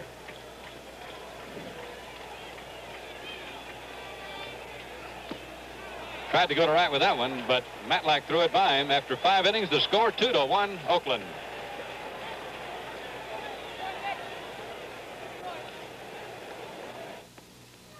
Continental Insurance introduces a new way to cover you, your home, and your car. The Continental Personal Comprehensive Protection Plan. Now, all the things covered in your homeowner's policy and all the things covered in your automobile policy can be covered in one policy. To cover all this, plus hospital, disability income, and mortgage life insurance in one plan, see your Continental Insurance agent. Sperry topsiders. 40 years, and we haven't figured out a better way to maintain traction on a wet deck. Sharp angle slits in the anti-slip sole make topsiders great. A scientific competitive edge for people who play to win. Topsiders will never know how many lives they saved or how many races they won. Pro-Kids basketball shoes. The 360 football shoe from Uniroyal. We're in the business of winning. We pause now for station identification. Dennis Weaver chases Western Outlaws in New York. Premiere of McCloud tomorrow night on NBC.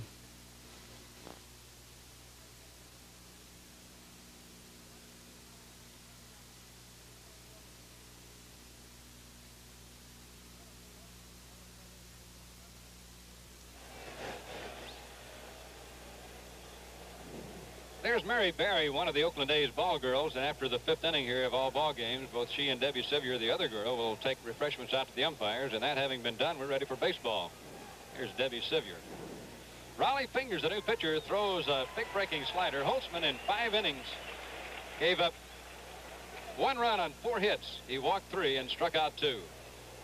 Raleigh Fingers, one of the top relief pitchers in baseball. This year won 7 and lost 8, but had 22 saves for the A's, with a very fine earned run average of 1.92, and he's facing Cleon Jones with a count 1-1. He's extremely rough on right-handers with a sidearm slider, sidearm sinking fastball. Ball 2. and the wax mustache, which became very famous in the World Series last year because he was in 6 games. And 6 of those 7 games were decided by 1 run. Ball's fouled off the right field side and into the seats.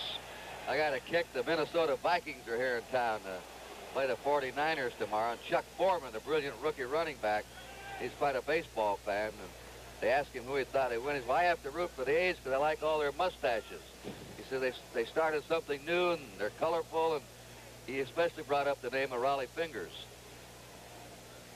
First mustache on an athlete of prominence in this area was, of course, on Ben Davidson of the Oakland Raiders. But the A's had just about everybody wearing them. Fingers a little wild right now himself. He's 3-2 on Cleon Jones, who rifled a double to left center field in the 4th inning.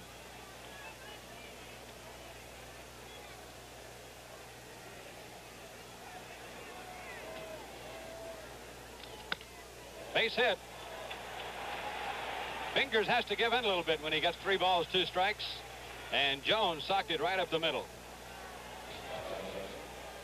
So the Mets have out-hit the A's 5-3, and here is Milner, who had a base hit in the 4th inning, and it knocked in a run. Now Fingers comes in more overhand, doesn't he, Monty, against the left-handers? He does. He throws about 3/4 normally, but against the left-handers, as you say, he will try to stay up on top more. His fastball sinks better when he stays up. They constantly remind him of it. There it is, the good, hard, sinking fastball, but he missed with it. 1 ball and no strikes. Be interesting to see if the Mets get in a pinch-hitting situation with a right-hander on the mound, if Rusty Staub can swing the bat. It was a little bit tight today during batting practice and yesterday during the workout. Maybe for a 1-shot swing and just the threat of his bat from the left side might help the Mets.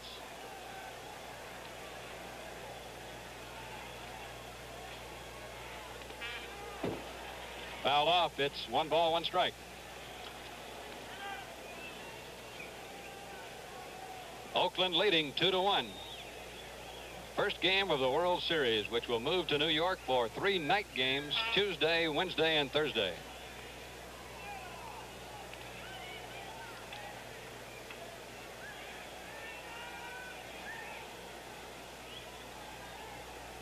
There's the breaking ball coming into the left-hand batter. Break on his slider is about as wide a break as by any right-hand pitcher in the league. Raleigh was born in Steubenville, Ohio, but grew up in Cucamonga, California. Ray Fosse calls for that one. He has only 1 play. That's to first. Jones goes to second on the full swinging bunt by Milner.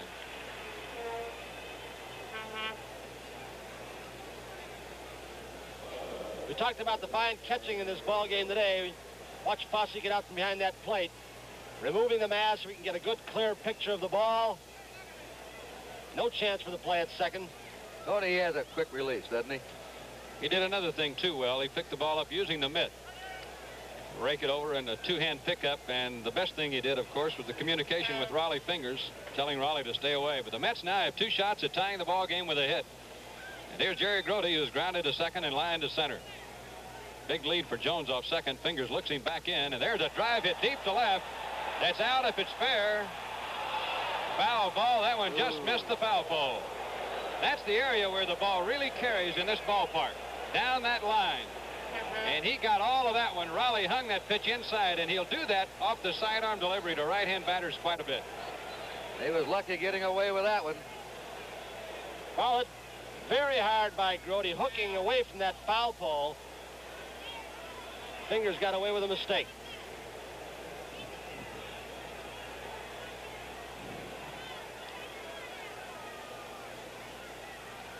Grote has a very quick bat. He's hit 2 balls very hard here today. Back upstairs with a fastball. It's 1 ball and 1 strike. Monty, Reggie Jackson, for not having played much center field, none this year, I guess you said, is playing a very shallow center field. Billy North, the man whom he replaced, played a very, very shallow center field. He and Paul Blair are the 2 most shallow in the American League. Ball 2.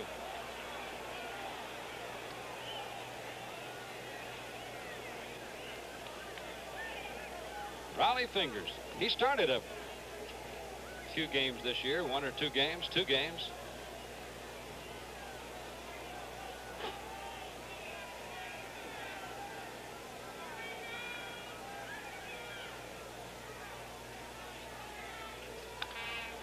Brody fouls the fastball off. He's been high with every pitch, and the man who runs the show on the infield for Oakland, Sal Bando, just went in to say something to Raleigh. As Catfish Hunter says, I can hear Bando the whole ball game, and he just keeps saying the same thing. Keep it down, keep it down. Get ahead of the hitter. Sal is a tremendous team leader, was one of the youngest team captains ever named in the major leagues. And he's held that job for 5 years here in Oakland. Popped it up. Campaneris with the shades down. Green is going out. Jackson coming in. Who's taking over? Jackson caught that ball with a glove up. I don't think he intended to catch it that way, but Green had gone a long way out, and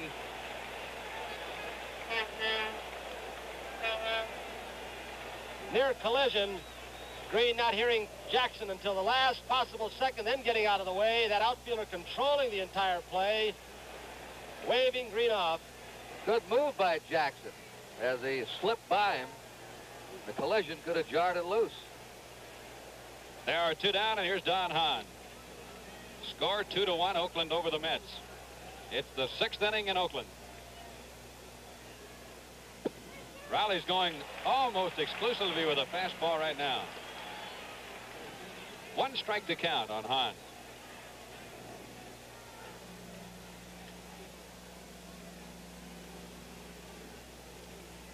Jones at second base giving the thumbs up sign to Hahn.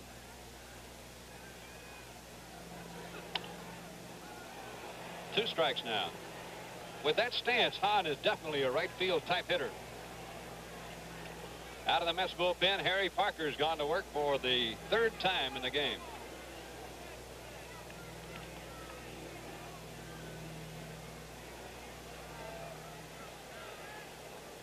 Fingers ahead of the batter. Fouled off. Tony, I think in the first game of a World Series, you really see, particularly with a man in scoring position, what the scouting reports say about the batters, because the pitcher is going to go right at the batter with the pitch that the scout says you can get him out on right now. No doubt about that. And, of course, what you mentioned a while ago, Bando yelling out to Fingers, get ahead of the hitter, and he is right now. Let's see if he wastes one. Fosse giving a low outside target again off the sidearm fastball. Swung on and missed. It gets away from Fosse.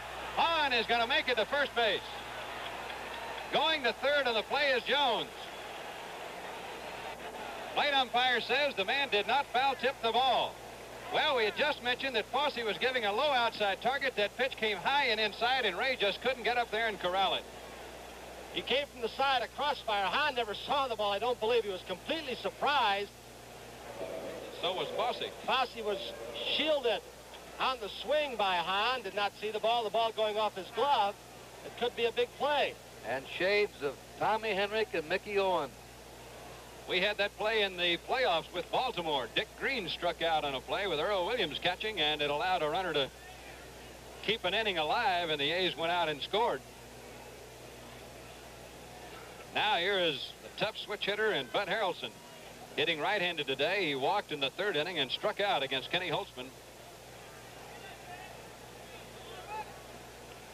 Possibility with 2 down here. He might try to bunt his way on for a base hit if Bando plays him back, but Sal's going to play about even with a bag at 3rd. It's a strikeout and a passed ball. That pitch just took off.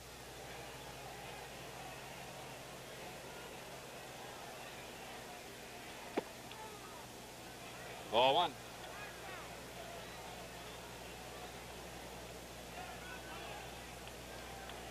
Raleigh ordinarily has good control, but so far in this game, it's very apparent he is not throwing the ball where he wants to.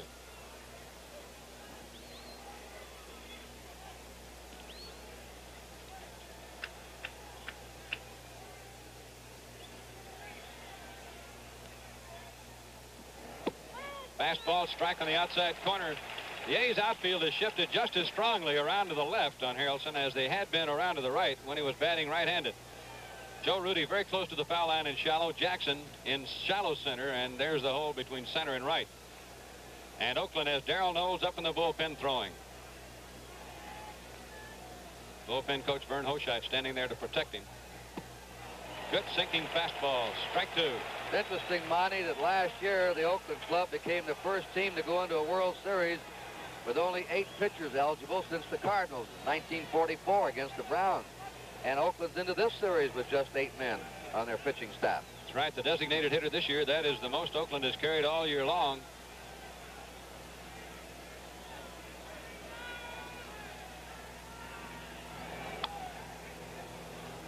Harrelson, check swing, foul off into the Oakland dugout. It almost looks as if the hitters are even having more difficulty picking up the ball now. The pitch that Hahn swung at, and Harrelson almost got hit by the last one on a check swing. Harrelson really chokes up on that bat also. Struck him out with a blazer on the inside. No runs and a hit. 2 left on. The score in the middle of the 6th inning. Oakland 2, New York 1. Nobody wants to look at underarm stains, but they're a real problem. You use an antiperspirant and you still get stains. Stains that won't wash out. Well, now there's a new antiperspirant. The first anti-stain antiperspirant by Right Guard. A new powder so effective, it helps stop wetness and stains. See for yourself. New Right Guard Powder Dry Antiperspirant. It's the first anti-stain antiperspirant by Right Guard. Foamy, foamy, foamy, foamy, how we love you, how we love you. Good, thick, rich. Foamy, it's thick and rich as frosting on cake. It shaves you close, smooth, shaves you close and smooth and even foamy. You're the greatest shave I ever. Good, thick, rich. Foamy, as soft a shave as you'll ever get. Comes with Foamy by Gillette. We've talked many times during this telecast about the poor background for the hitters in this ballpark today. Let's listen to the words of Joe Rudy and what that background looks like. Tony, it really is, because the background they have here isn't wide enough, and they took the tarps down they normally have over the seats, and people are going to be sitting there in the light shirts, and a left-handed pitcher is tough for right-handed and vice versa. Here is Joe Rudy starting the 6th inning. He has hit 2 line drives today, one caught by the shortstop, and the other into right field for a base hit that knocked in the go-ahead run. See where Darrell Knowles predicted yesterday that Rudy would be the star of the World Series. You know, last year was funny, Kurt. Before the World Series, Gene Tennis had only 1 hit in 17 at-bats in the playoffs. Slow curveball gets Rudy swinging. And Darrell Knowles predicted to the press after the final game in Detroit, the man who's going to have a great World Series is Gene Tennis, and he did. So all the players and the press put it on him again this year. All right, make a prediction. So he picked Joe Rudy. They've changed the pitching pattern on him this time up. They're throwing him off-speed pitches now. They've been throwing smoke to him. Matlack is relying more on his curveball and his fastball. He's showing him the fastball and then using his curve in the strike zone. There it is. Rudy bunts the ball, and it hits him in the foot, and the plate umpire calls him out. Dick Williams is going to argue about this. He doesn't think Rudy was out of the batter's box. Plate umpire Marty Springstead challenged by Rudy and Williams. They don't think they were out of the batter's box when the ball hit him, and Springstead didn't ask for any help. He called it right now. And I think that's what Dick Williams is arguing. Also, Joe Rudy, why don't you appeal, or we want to appeal the play and have Augie Donatelli in a conference with you, but he called it all on his own. Apparently Rudy out of the batter's box.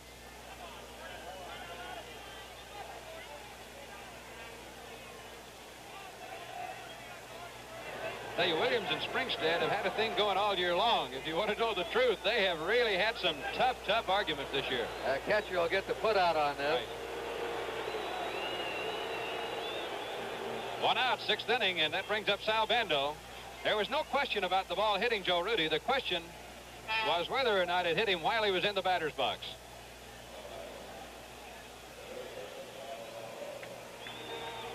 Bando's lined out to left field and singled.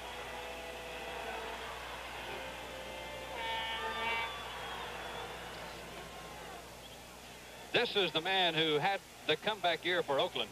Vida Blue did in the pitching staff from winning only 6 last year to 20 this year. Bando had a low season last year in average, about 234. This year, he hit over 280, right at 290. Knocked in 98 runs, hit 29 home runs. It was a tremendous comeback year for Sal Bando.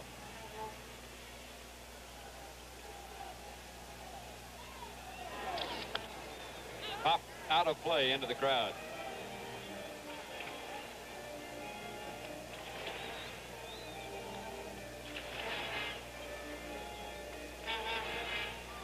We don't have many banners here, Monty, but those we do are for Willie Mays. They are for the hometown Oakland Ball Club. Mets fans are famous for banners.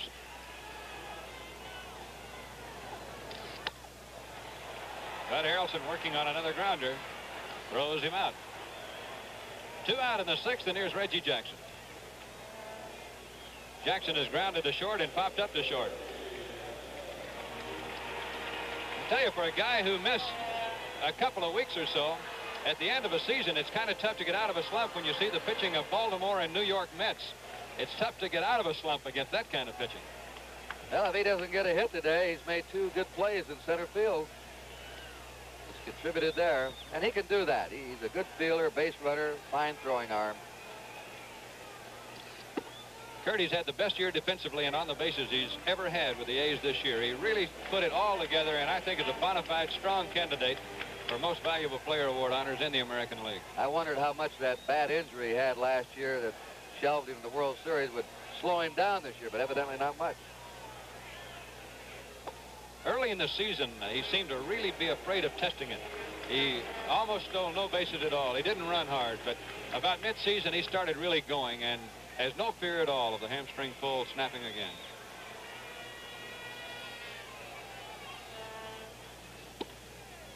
Monty, we look down, we see Tug McGraw starting to warm up now. So both these managers, Yogi Berra of the Mets and Dick Williams of the A's, have gone to their aces. With our portable camera looking from behind the home plate area on the third base side. Reggie Jackson gets a walk, and that brings up Gene Tennis. It's only the 2nd walk Matlack has given up in the game. There's Rusty Staub. Not playing today because of an injured shoulder that he made making a sensational catch in New York in the series against Cincinnati. Monty, we might see Rusty in this ball game. Matlack was the first hitter in the 7th for the Mets.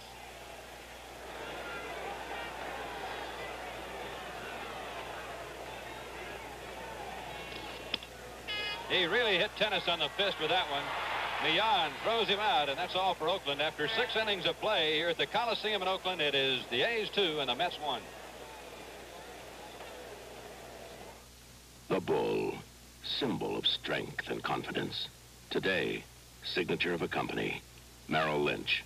Total assets, $3.6 billion. Net worth, $449 million. Securities held for customers, over $20 billion worth.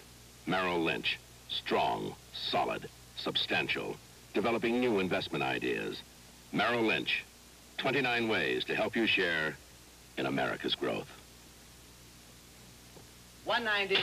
Action. Good rich, good year. You get confused. Maybe even go to good year for good year radio. Good rich radio. 197. Good rich, good. 221. Good rich, good year. You get confused. Maybe even go to good yet zone. No. Good rich. 225. Action. Good rich, good year. You get confused. Maybe even go to good year for good rich radios. Printed. You guys ever think of changing your name? If you want Goodrich, you'll just have to remember Goodrich. Game 2 of the World Series here tomorrow. Then we'll switch to New York. And Tuesday night, our coverage will start at 8 o'clock Eastern Daylight Time with the baseball world of Joe Garagiola. Then Game 3 of the series, the scheduled pitchers, 2 right-handers, Tom Seaver and Catfish Hunter. And now Yogi Berra makes his move. He lifts Matlack. He's going to pitch hit Kenny Boswell. Matlack was tenacious today. He allowed the 2 runs and the 3 hits that the A's have all in 1 inning. In the 3rd inning, and outside of that, he checked the A's and rather overpowered them. made some tremendous pitches, and that last one to Gene Tennis was a very fine example of that. Came in hard and low, and Gino was almost handcuffed with the ball. Here's Boswell at 235. He's at 12 for 51 as a pinch hitter this year. 235 mark as a pinch hitter. He's from Austin, Texas.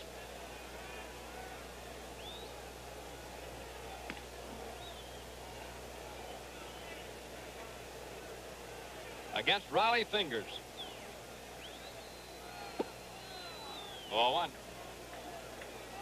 Baseball has, the last 2 years in the playoff system, had both the National and American League playoffs go the full 5 games. Last year, the World Series, the full 7. Fingers misses, ball 2. And unless Fingers falters this inning, we'll have the 2 aces of the bullpens going against each other. Tug McGraw is going to come on and pitch in the last of the 7th for the Mets. Fingers came on a little earlier today than you look for short inning relievers to come on, but he's had some fairly long relief jobs this year. He's gone to ball 3 on the leadoff man.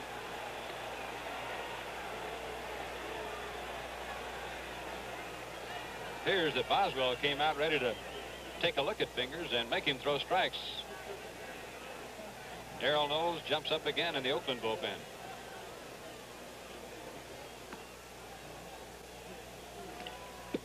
Strike.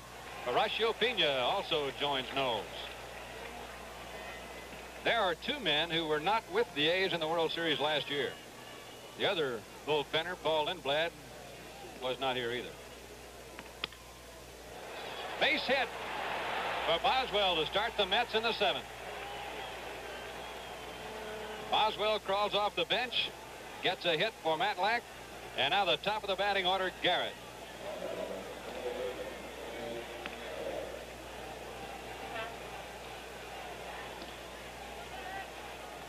Ray Fossey looking over to the A's dugout area. A lot of times Ray has a signal with Dick Williams to tell Dick whether or not a pitcher still has his stuff.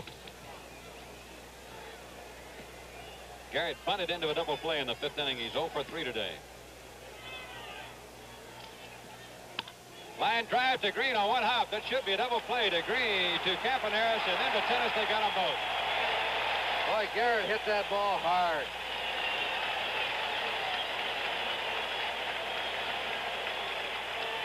And there's a play that's going to afford a little bit of second guessing, I think, on the part of sports writers, fans, and I guess us broadcasters. Why not a bunt? Moving that tying run into scoring position at second base. Green can really pick him, can't he, Monty? He's a good second baseman. That was not an easy play there. It was hard hit and right at him. It's the short hop, and he fields that ball cleanly about as well as anybody around. On the other hand, Tony, the ball hit a few feet either way. Boswell would have been the 3rd. I would imagine that figured in it, that Fingers had not had really good stuff here in this inning so far, and let him take a shot at him with that left-handed batter. Dick Williams is out to talk to Raleigh now. The pitchers friend the double play, and the A's have had 2 so far today behind their pitchers. Here's Millan, who backed Joe Rudy up a little bit beyond the scouting report, I believe, with that triple he hit into left center in the 5th inning. Joe was playing it very shallow, and he's deep now. Here comes McGraw in toward the Met bullpen. He'll come in to pitch the last of the 7th. Oh, Millan doesn't give you much of a strike zone. Look at that. He's right on the plate and in a crouch. Raleigh misses low. There's one hitter in the American League who bats like this. He chokes the bat up about 8 to 10 inches. That's Kenny Suarez, final catcher for the Texas Rangers.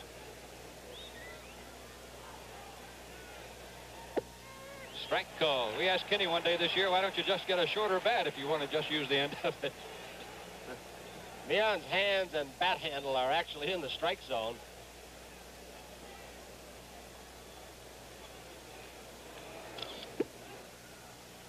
Two balls and a strike. I'd say the Mets today have hit the ball harder than the A's. And have more of them. 6 hits to 3. They stung the ball, even on outs. Like that one.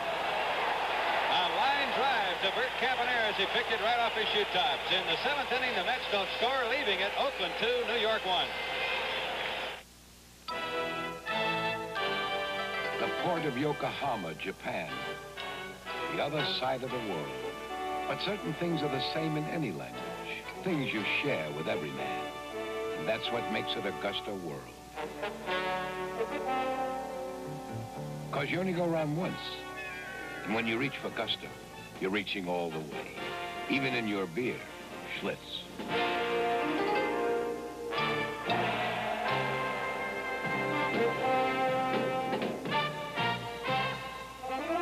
Once around life, once around living, once around beer, and you keep around Schlitz. Come around, take the best that life's giving. Come around, take the gusto of Schlitz.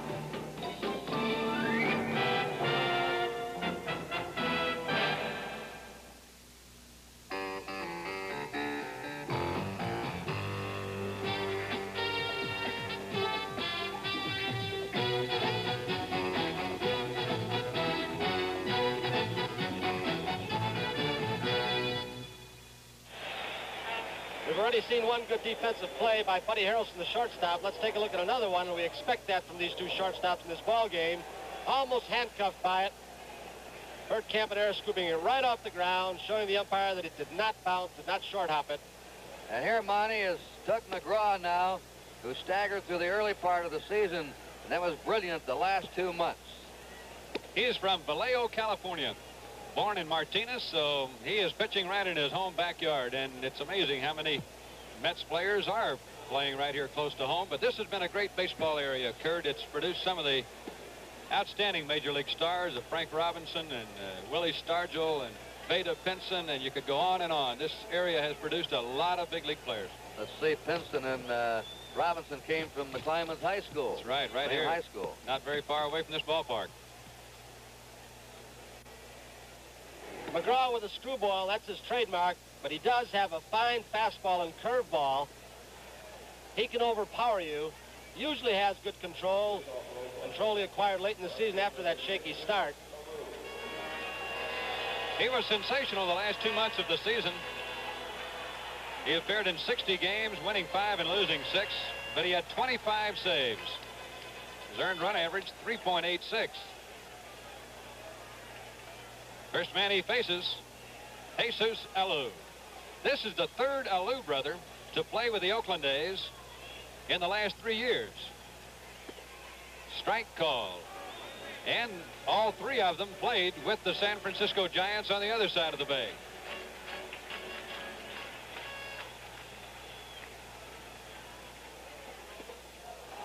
No balls, 2 strikes. Good fastball by McGraw. A lot of people ask you to compare the 3 Alou brothers, Felipe, Matty, and Jesus, and I think they're all 3 different types of players. Hit him right on the fist. Watch Harrelson at work. Got him. Good play on the run. He makes difficult plays look easy. He gets a good jump. He's actually moving before the pitch. He has such good instinct and is leaning with a pitch. He got the big hop. Watch him get rid of the ball with an accurate throw. One of the tops in baseball. Threw off the right foot, but it makes no difference with that kind of momentum going towards first base.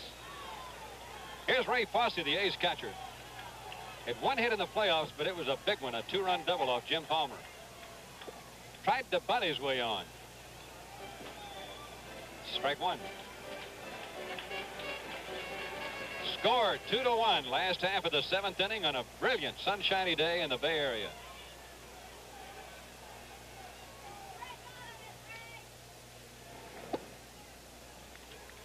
One ball, 1 strike.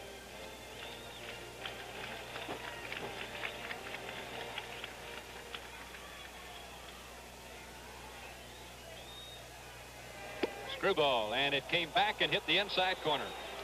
That at one time was definitely a ball, but it just kept turning, going down, and it nailed the inside corner. 1-2 on Ray. There it is again, and it's hit to the shortstop Harrelson, and that today has been a bad place to hit it if you want to get on. 2 away. I think it was McGraw who coined the Mets slogan this year, you gotta believe. Dick Green, up for the 3rd time in the game. He's walked and struck out. The Mets are in the World Series with the lowest one-loss percentage of any team in the history of the series. 3 games over 500. Screwball, call strike. Deceiving, though, Monty. They didn't have their club till the final 6 weeks. More, and the fact remains they had to beat a very good club who had a much better one-loss record to get here. Inside a ball. We had another team. 1914, the Braves came from last place to win the World Championship. The Mets are trying to do it now. Strike to Green. And the Braves in that World Series swept it in 4 games. George Stallings against Connie Mack.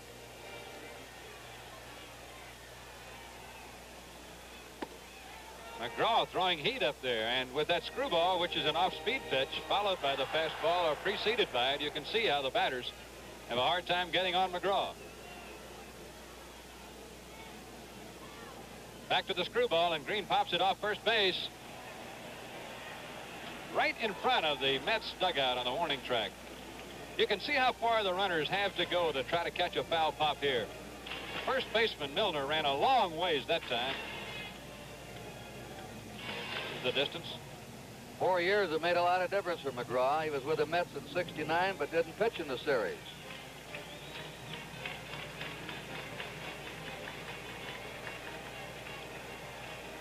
Two out, 7th inning. 2 balls, 2 strikes.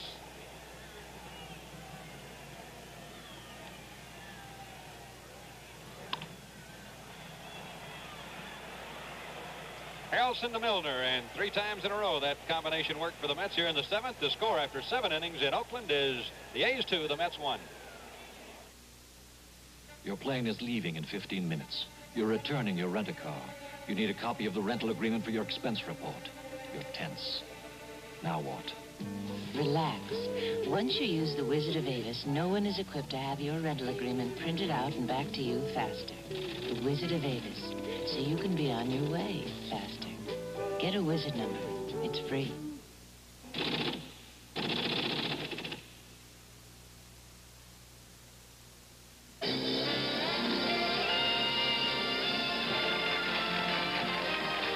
Each year, Emmys go to outstanding TV performers. Last year, one went to an outstanding TV set. The award was for Sony's one-gun, one-lens Trinitron picture tube. The tube that made all those award-winning performances look super sharp and bright on the home screen. It's really true. Sony won an Emmy. We pause now for station identification. A murderous family quarrel brings Gage and DeSoto together for another exciting case on Emergency tonight.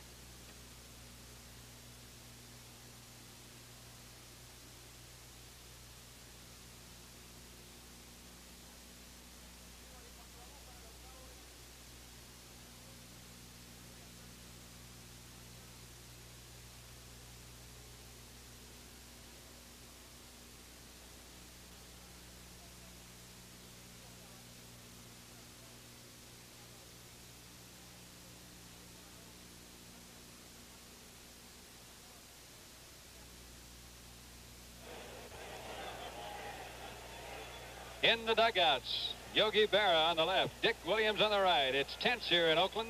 We are in the top of the 8th inning. Oakland has a new center fielder, Vic Davalillo. Williams has Raleigh fingers on, and he's pitching to Willie Mays, and the first pitch is over, called strike 1. Mays got a solid single to left in the first inning. He's 1 for 3 today.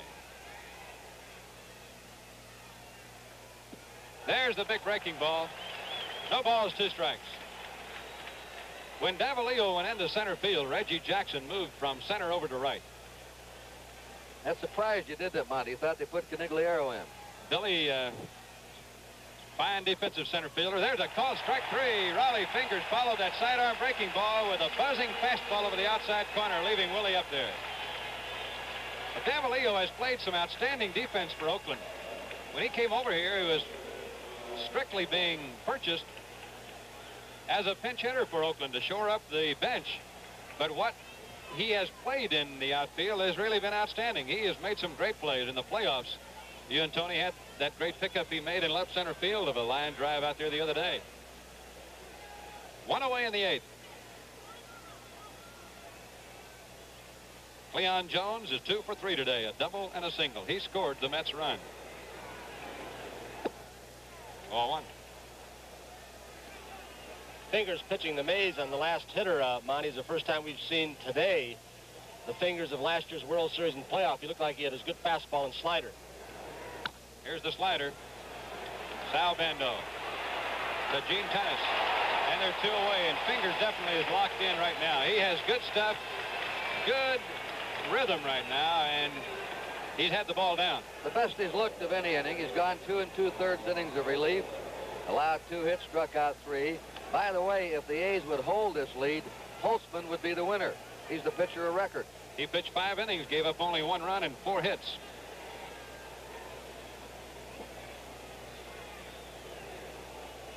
Milner is one of the few Mets who can hit the ball out of the park. Fingers has really got to work on him. Strike call. Good fastball thrown right over the top, and when he throws it like that, it sinks down and away from the left-hand batter.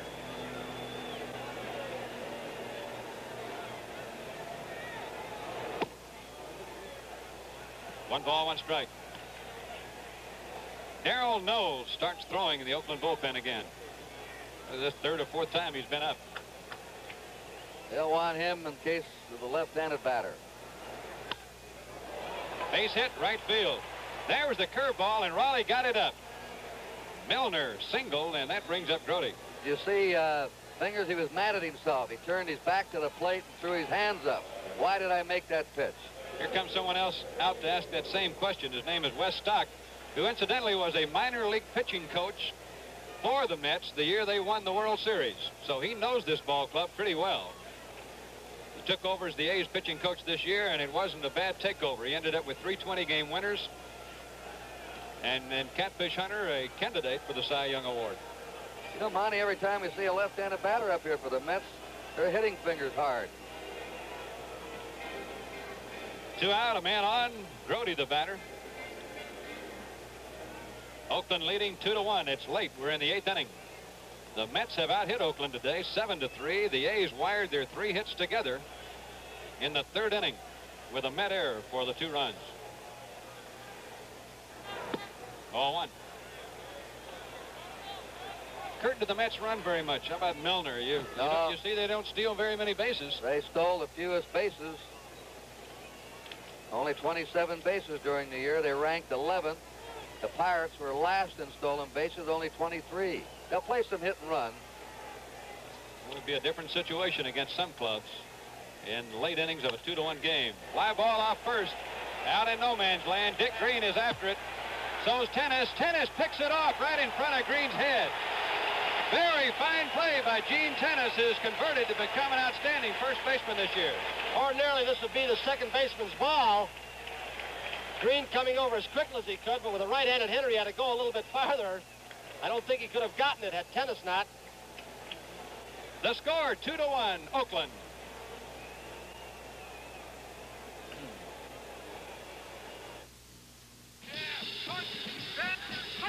If your son asks, could you tell him the best way to counter the maximum blitz? Could you tell him the odds of recovering an onside kick? Do you know what constitutes illegal use of hands? It's all here in the 1973 NFL playbook. 72 pages, fully illustrated on offense, defense, special teams, strategy, and rules. Look for this display at participating restaurants that honor the American Express card. When Old Man Winter throws his Sunday punch, you can bet corrosion is out to get your car's cooling system, too.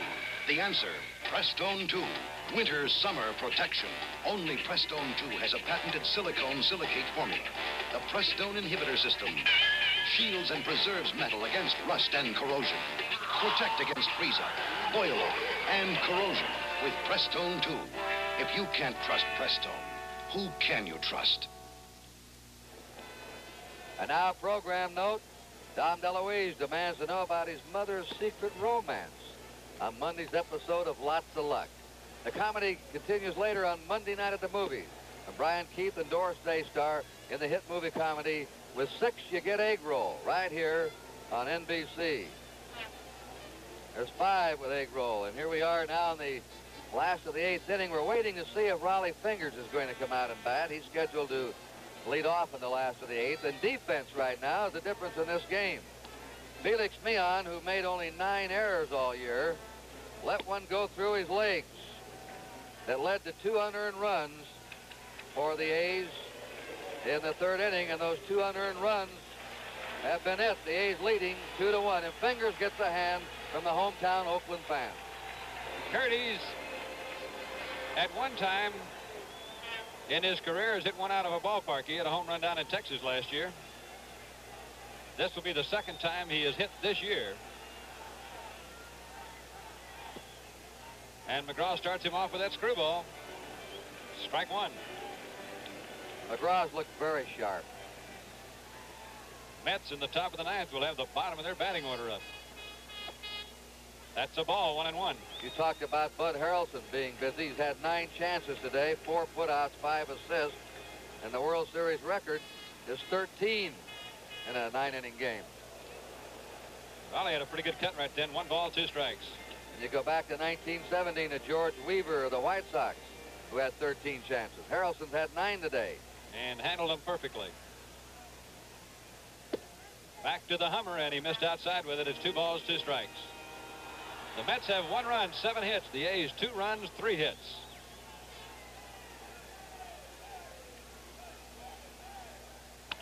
Raleigh swinging late, fouls it off into the 2nd deck here at the Coliseum.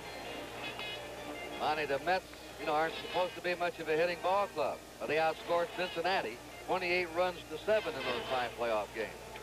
They've out-hit the A's today. Screwball, and did he have Raleigh fooled or not? Way out on the front foot. Fingers strikes out. There's 1 away.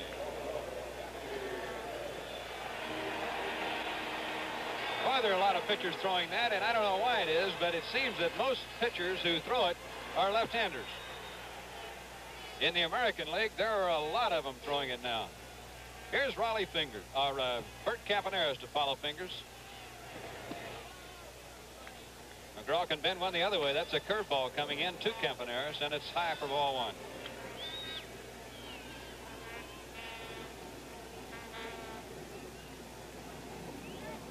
Screwball, and we talk about the screwball all the time. You just rotate the wrist the opposite way, and a left-handed pitcher throwing to a right-handed batter, the ball will come in and break away, down and away. The curveball breaks into the right-hander. And it's the change of speed on the pitch that makes it effective about as much as how it breaks. It really doesn't usually break all that much, anything like a curveball, but it's the change of speed, too. Campy bunts to the first baseman. Too close to the line. He tries to slide under him.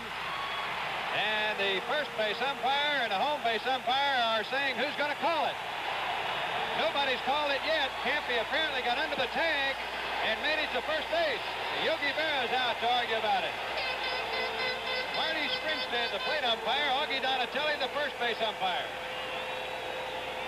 Campanera slid under the tag, it looked like. And the question was, did he go out of the base running path, or did he stay in it? Well, that's a typical Bert Campanera's play. He was beaten badly, 30 feet from the bag, and just slid right under the first baseman. Here are a couple different angles on this. Now, there's Milner. He's still in the 3-foot lane, and Milner appeared to miss him as he shot right by him. Watch him go by him. As he just accelerates there, the slide is under, and Milner missed him, tried to tag him on the back. That's the angle that you see and we see, that he appeared to miss him, and Campaneris is safe at first. There's another angle now. As Miller reached for him and came down, he definitely missed him. Fantastic play by Campaneris, and as it turns out, some real heads-up umpiring. Donatelli waited until he called that play, until he saw what Springstead said about whether or not he ran out of the baseline. Here's Joe Rudy, but McGraw drives Campaneris back in. Kurt, what kind of move does McGraw have? Pretty fair. Campaneris gets a hit on that bunt, by the way. There's a good move. He took his foot off the rubber and threw sidearm. He never did drop down to the stretch position. Campanera stole second in the third.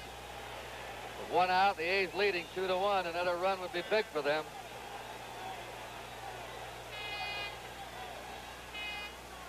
He faked the throw, but didn't throw, and it was not a balk because he had his foot off the rubber. So Campy's seen both of McGraw's moves now.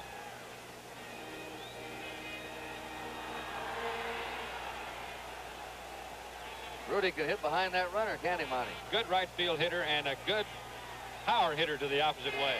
Campy was faked back into first that time. Of course, a man like Campanera puts that extra heat on the pitcher. McGraw's got to think about keeping him close. Think about the plate. This crowd has been kind of quiet up until Campanera gets. He turns the crowd on when he gets up there. They call him the Roadrunner here in Oakland, and they flash beep beep signs a lot of time when he's on.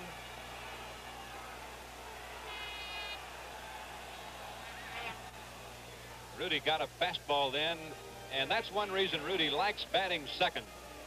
Behind Campanera, he does get a lot more fastballs to swing at because that pitcher wants the catcher to get the ball in a hurry.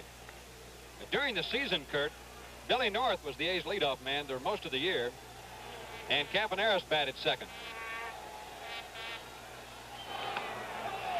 Oh, what a bunt. Rudy throws out, Joe Rudy, and the A's are playing for one more here with one out. This Grody's a good defensive catcher. They really got out there in a hurry. Ball almost stuck on the bat of Rudy's that time. It was so soft. Now with a left-handed batter coming up next, Sal Bando batting here.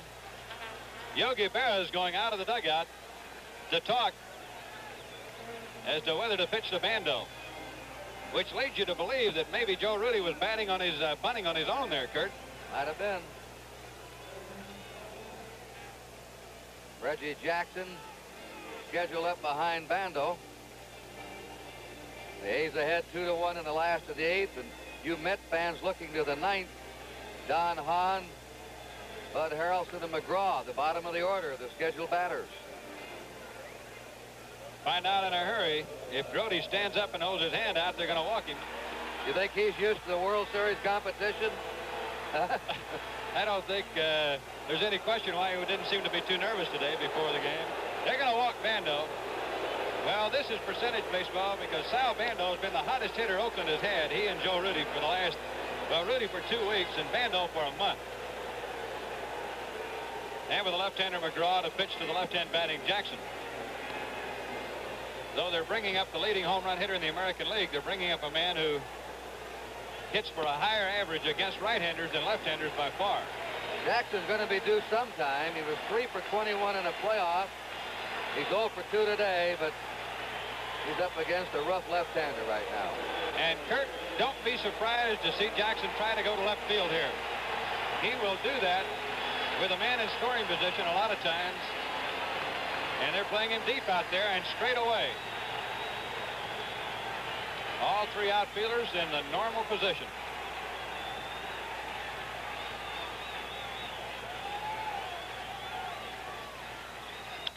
Ground ball right at the second baseman. The percentage play worked. Beyond throws Jackson out as he did try to pull the ball. And after 8 innings of play in Oakland, the score is the A's 2, the Mets 1. Sears is announcing the Great American Paint Sale. Now you can save $3 a gallon on Easy Living, the paint Sears used to help protect the homes of Helen Keller, Booker T. Washington, and Leland Stanford. Easy Living, Sears' best and first flat finish latex that cleans like enamel. Regularly $10, on sale now only $6.99. A $3 savings for great American homes like yours. When the Dutch Master's tobacco buyer comes to Colombia, South America, he visits tobacco dealers like me, Lorenzo Hernandez, and he buys the top grades of tobacco we have to sell. Dutch Masters also buys the best grades of tobacco from Brazil, Puerto Rico, and Santo Domingo, as well as Colombia. Since Dutch Masters buys the best tobacco, they must make a very good cigar.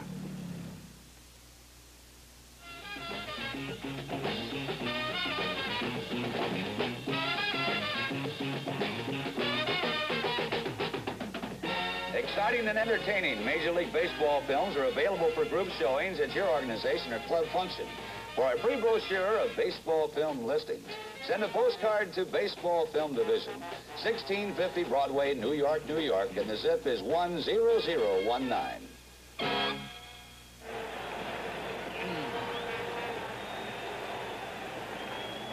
The preceding announcement was made on behalf of Major League Baseball.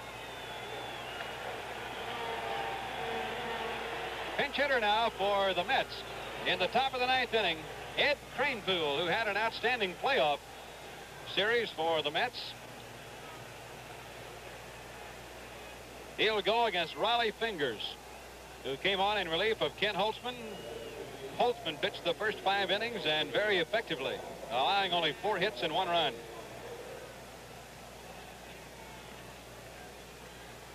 Out in the Oakland bullpen, the backup crew of Darrell Knowles and Horacio Pena.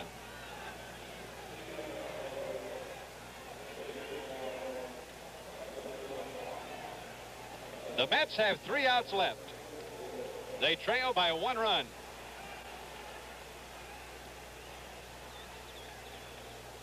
Kranepool played in 100 games for the Mets this year. At 1 home run, had a .239 batting average.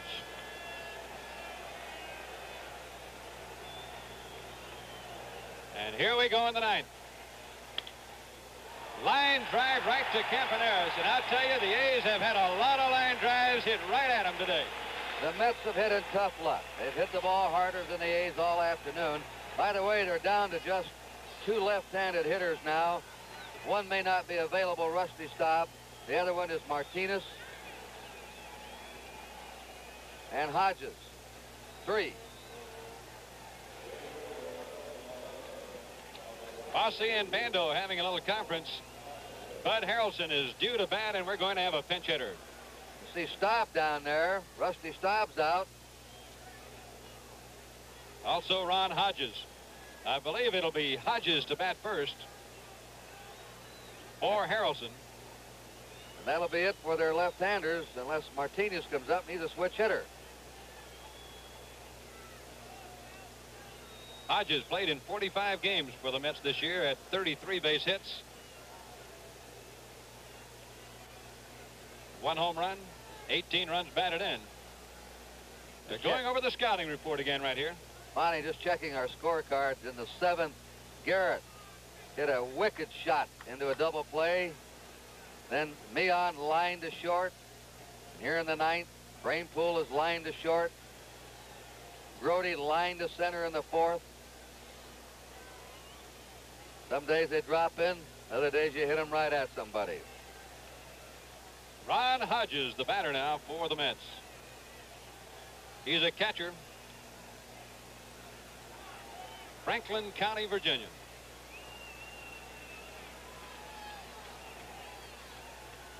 Fingers starts him off with a fastball inside and low. 1 ball, no strikes. The Mets are going to have one last shot at it with their number 1 man, Rusty Staub, who's left on deck. Ball 2. And depending on what Raleigh Fingers can do with Hodges might depend upon what Rusty Staub does.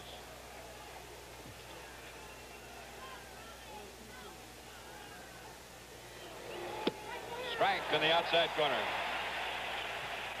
Here's a look from our portable camera. Roving around right behind home plate now. You see Staub, and over his shoulder the batter, and Ray Fosse giving the sign for this pitch with a 2-1 count. Ball 3, Fingers. Kurt, you remember the 7th game of the World Series last year? A tense moment in the 9th inning. Raleigh hit a batter, Darrell Cheney, to keep that suspense going and allowed Pete Rose to come up and bat one more time for Cincinnati, but then he got him out. Flight out to Rudy. He is at 3 balls and 1 strike on Hodges. Ball 4, he walked him, and that's going to bring up Rusty Staub. And if he could hit one out, it would be the ball game lead for the New York Mets, and they're going to have a runner. Teddy Martinez. Teddy Martinez is going to run for Hodges. That's the first man Fingers has walked in the game. Staub batting. Wonder Williams thinking as Berra looks on. Normally he might bring a left-hander in, but he's probably, well, here he is, wondering how bad Staub's shoulder is. He was waiting to make sure that Staub was announced as the pinch hitter he is now. And this is the second trip to the mound by an A's representative out of the dugout in this inning, so Raleigh Fingers is automatically out. This rule was not invoked for the World Series last year, but it is for this one. Now, there's a break in the action here in Oakland. The scores, the A's 2 and the Mets 1.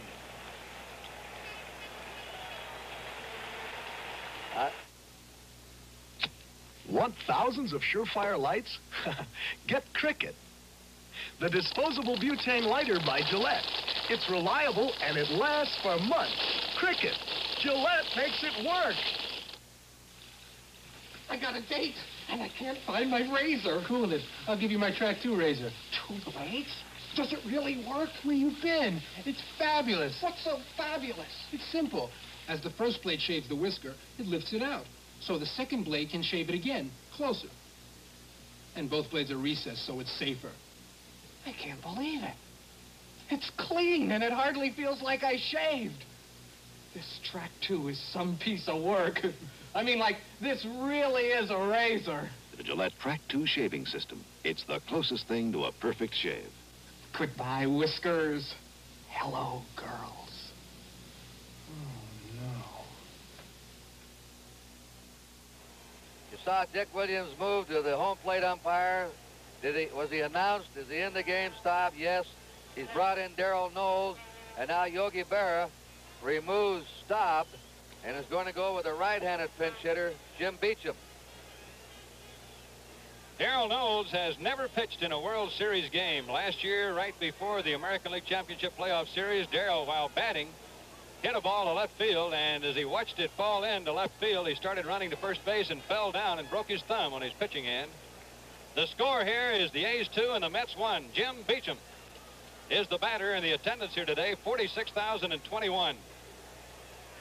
Beecham on the season hitting .279 for the Mets. As a pinch hitter, 9 hits and 34 at-bats. He's from Grove, Oklahoma. Darrell Knowles, in this situation, might have been brought in to hold Martinez close as well as to pitch. Strike call.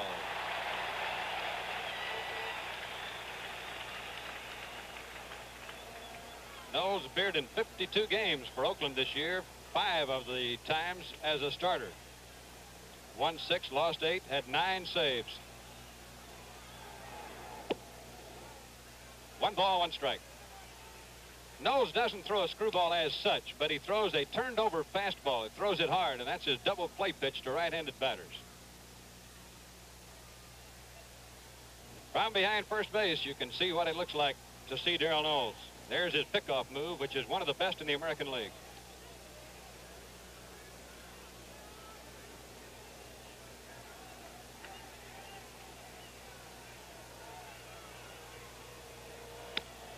Little looper. Dick Crane, sensational play. Can't get it back to first, but what a well-timed jump that turned out to be. And I think after he caught the ball, he wanted to throw, but he was off balance, and he was afraid to throw it away. Then he made another shot at first. Watch him. Green has been very steady today. He's a short man, but he had perfect timing on that. He handled the double play ball in the 7th. Off the bat of Garrett, that was a wicked shot to him. Charlie Finley, the owner of the A's, the sole owner of the team now, knows his club is 1 out away from capturing game 1. Boy, we have seen some plays by the infielders here today, and that was one of the best. Here now is Wayne Garrett. 0 for 4 today. He's hit into 2 double plays.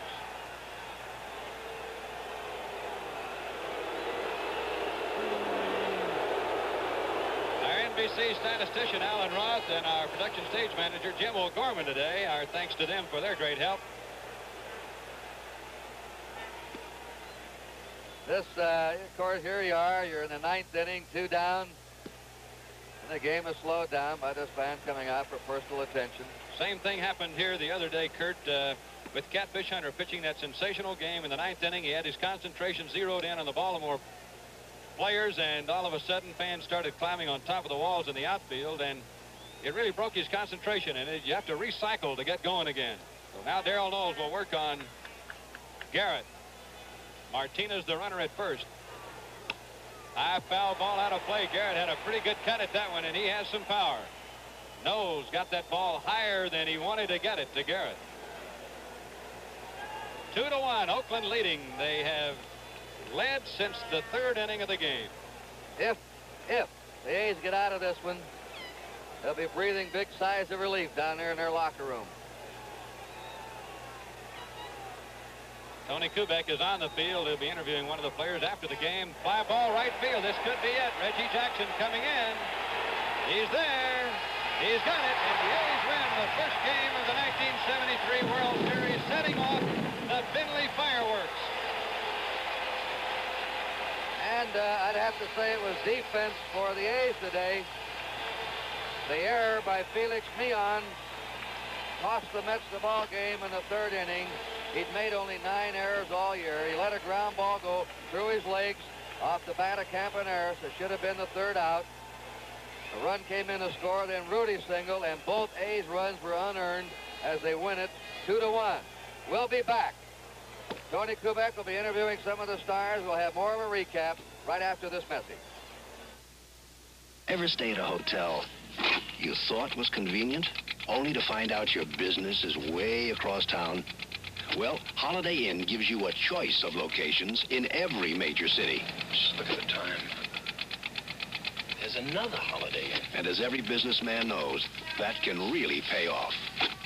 You're late. What kept you? The traffic was murder. Should have stayed at the Holiday Inn. Get closer to your business with Holiday Inn, the most accommodating people in the world. You know, I feel it. Just sciatica. The Unirolls, they really stopped short. I feel it. I really feel it. Then say it. These Unirolls really turned sharp. We feel it too, don't we, Al? That's right. You can actually feel the difference between Uniroyal steel-belted radials and your old bias ply tires. We feel it in our thrill show. You'll feel it on the road. I feel it. I really feel it. I know you do, my son. All right, let's quickly go down to Tony Kubek. All right, with me with the manager of the Oakland A's, though still the world's champion, winner of this first ball game, being congratulated by Charlie Philly. Charlie, congratulations. You got another one under your belt. Good to see you looking so good. Thank you very much. You got a good man here, don't you? Dick, you had to make a decision in this ball game. You didn't have many decisions like it all year long. A 2-1 ball game. Holtzman, no designated hitter in the World Series. You took him out. Well, Ken hit the double and had to run hard and slide hard in the second. And then the ball that got through Millan on the next hitter, he had to run real hard all the way home. And, of course, we got another run after Campy steals second and Rudy gets a base hit, but it took a little steam out of him. He went 11 innings 4 days ago. He only had 3 days rest. And prior to that, he had missed. We let him bypass one turn because he had thrown more innings this year, Tony, than he had all year in his previous career in 1 year. So he was a little tired. He got the victory, a well-deserved victory for him. A great relief job by Raleigh Fingers and Darrell Knowles. So we're just quite pleased to get off on the right foot. You know, it's difficult from up where we are, Dick, being so far away from home plate, but it did not appear, even though it was a low-scoring ball game, that the pitchers were particularly sharp until McGraw came in, then Raleigh seemed to have a good inning. Well, I'll tell you, Mr. Matlack, even though he got the loss on it, both runs were unearned. He's very, very tough. I was proud of all three of my pitchers. Mr. McGraw, I have caught his act before. I think there's going to be a low-scoring series. I'd be surprised if it wasn't. I think games will be like this, and anything can happen. We'll probably be back here next Sunday also. Did you find anything out about the Mets in today's ball game that you didn't know before? No, not really, because we know they battle, and they'll come back even harder tomorrow. This is why they won their division. I think they're a super team with a super manager, and it's our privilege to be playing against them in the World Series. We'll take you to tomorrow's ball game, Vida Blue. What about Vida? Vida's been just great all year long, and he's geared for it. We haven't been keeping charts ever since we cinched our divisional title, but he kept a chart today for his own information to go along with the other information we have, Tony. So we know he's interested also. Dick Williams, good to get that first one in your home ballpark under your belt. Congratulations. Thank you very much, son. Our thanks to Dick Williams. Let's go back upstairs. You can see that Dick Williams is being very cautious about underrating the Mets. Again, the final score, 2-1 Oakland. In a moment, we'll continue to review the action of today's game.